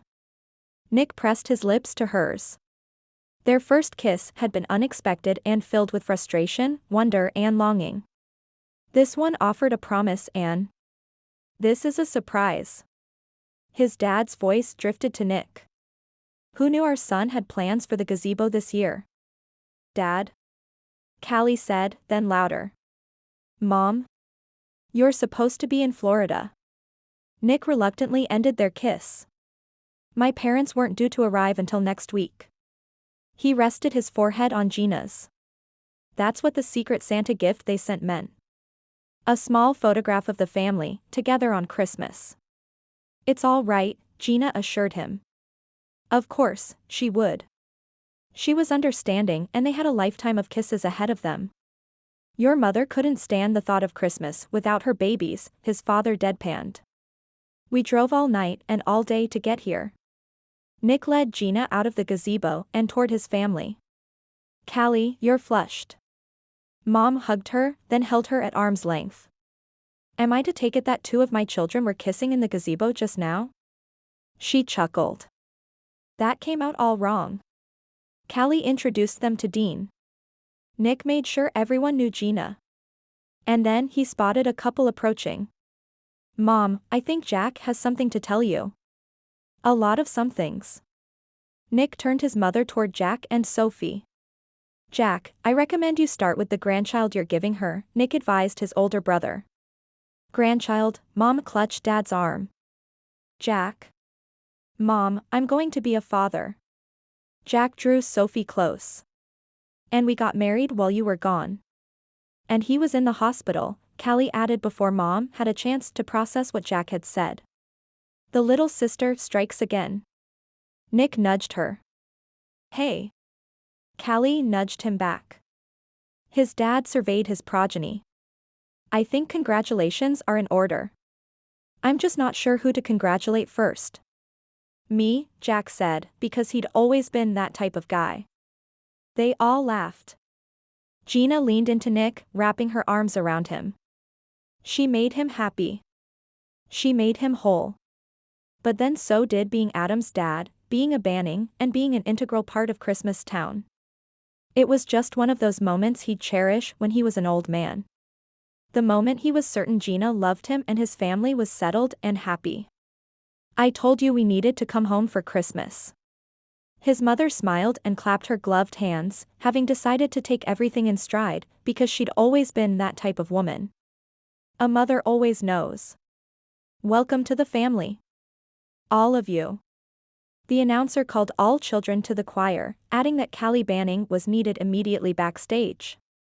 The world seemed to fade away, or maybe Nick and Gina rose above it, adrift on the warmth found in each other's arms, the joy of the season, and the blessing of Christmas Town's mistletoe kiss.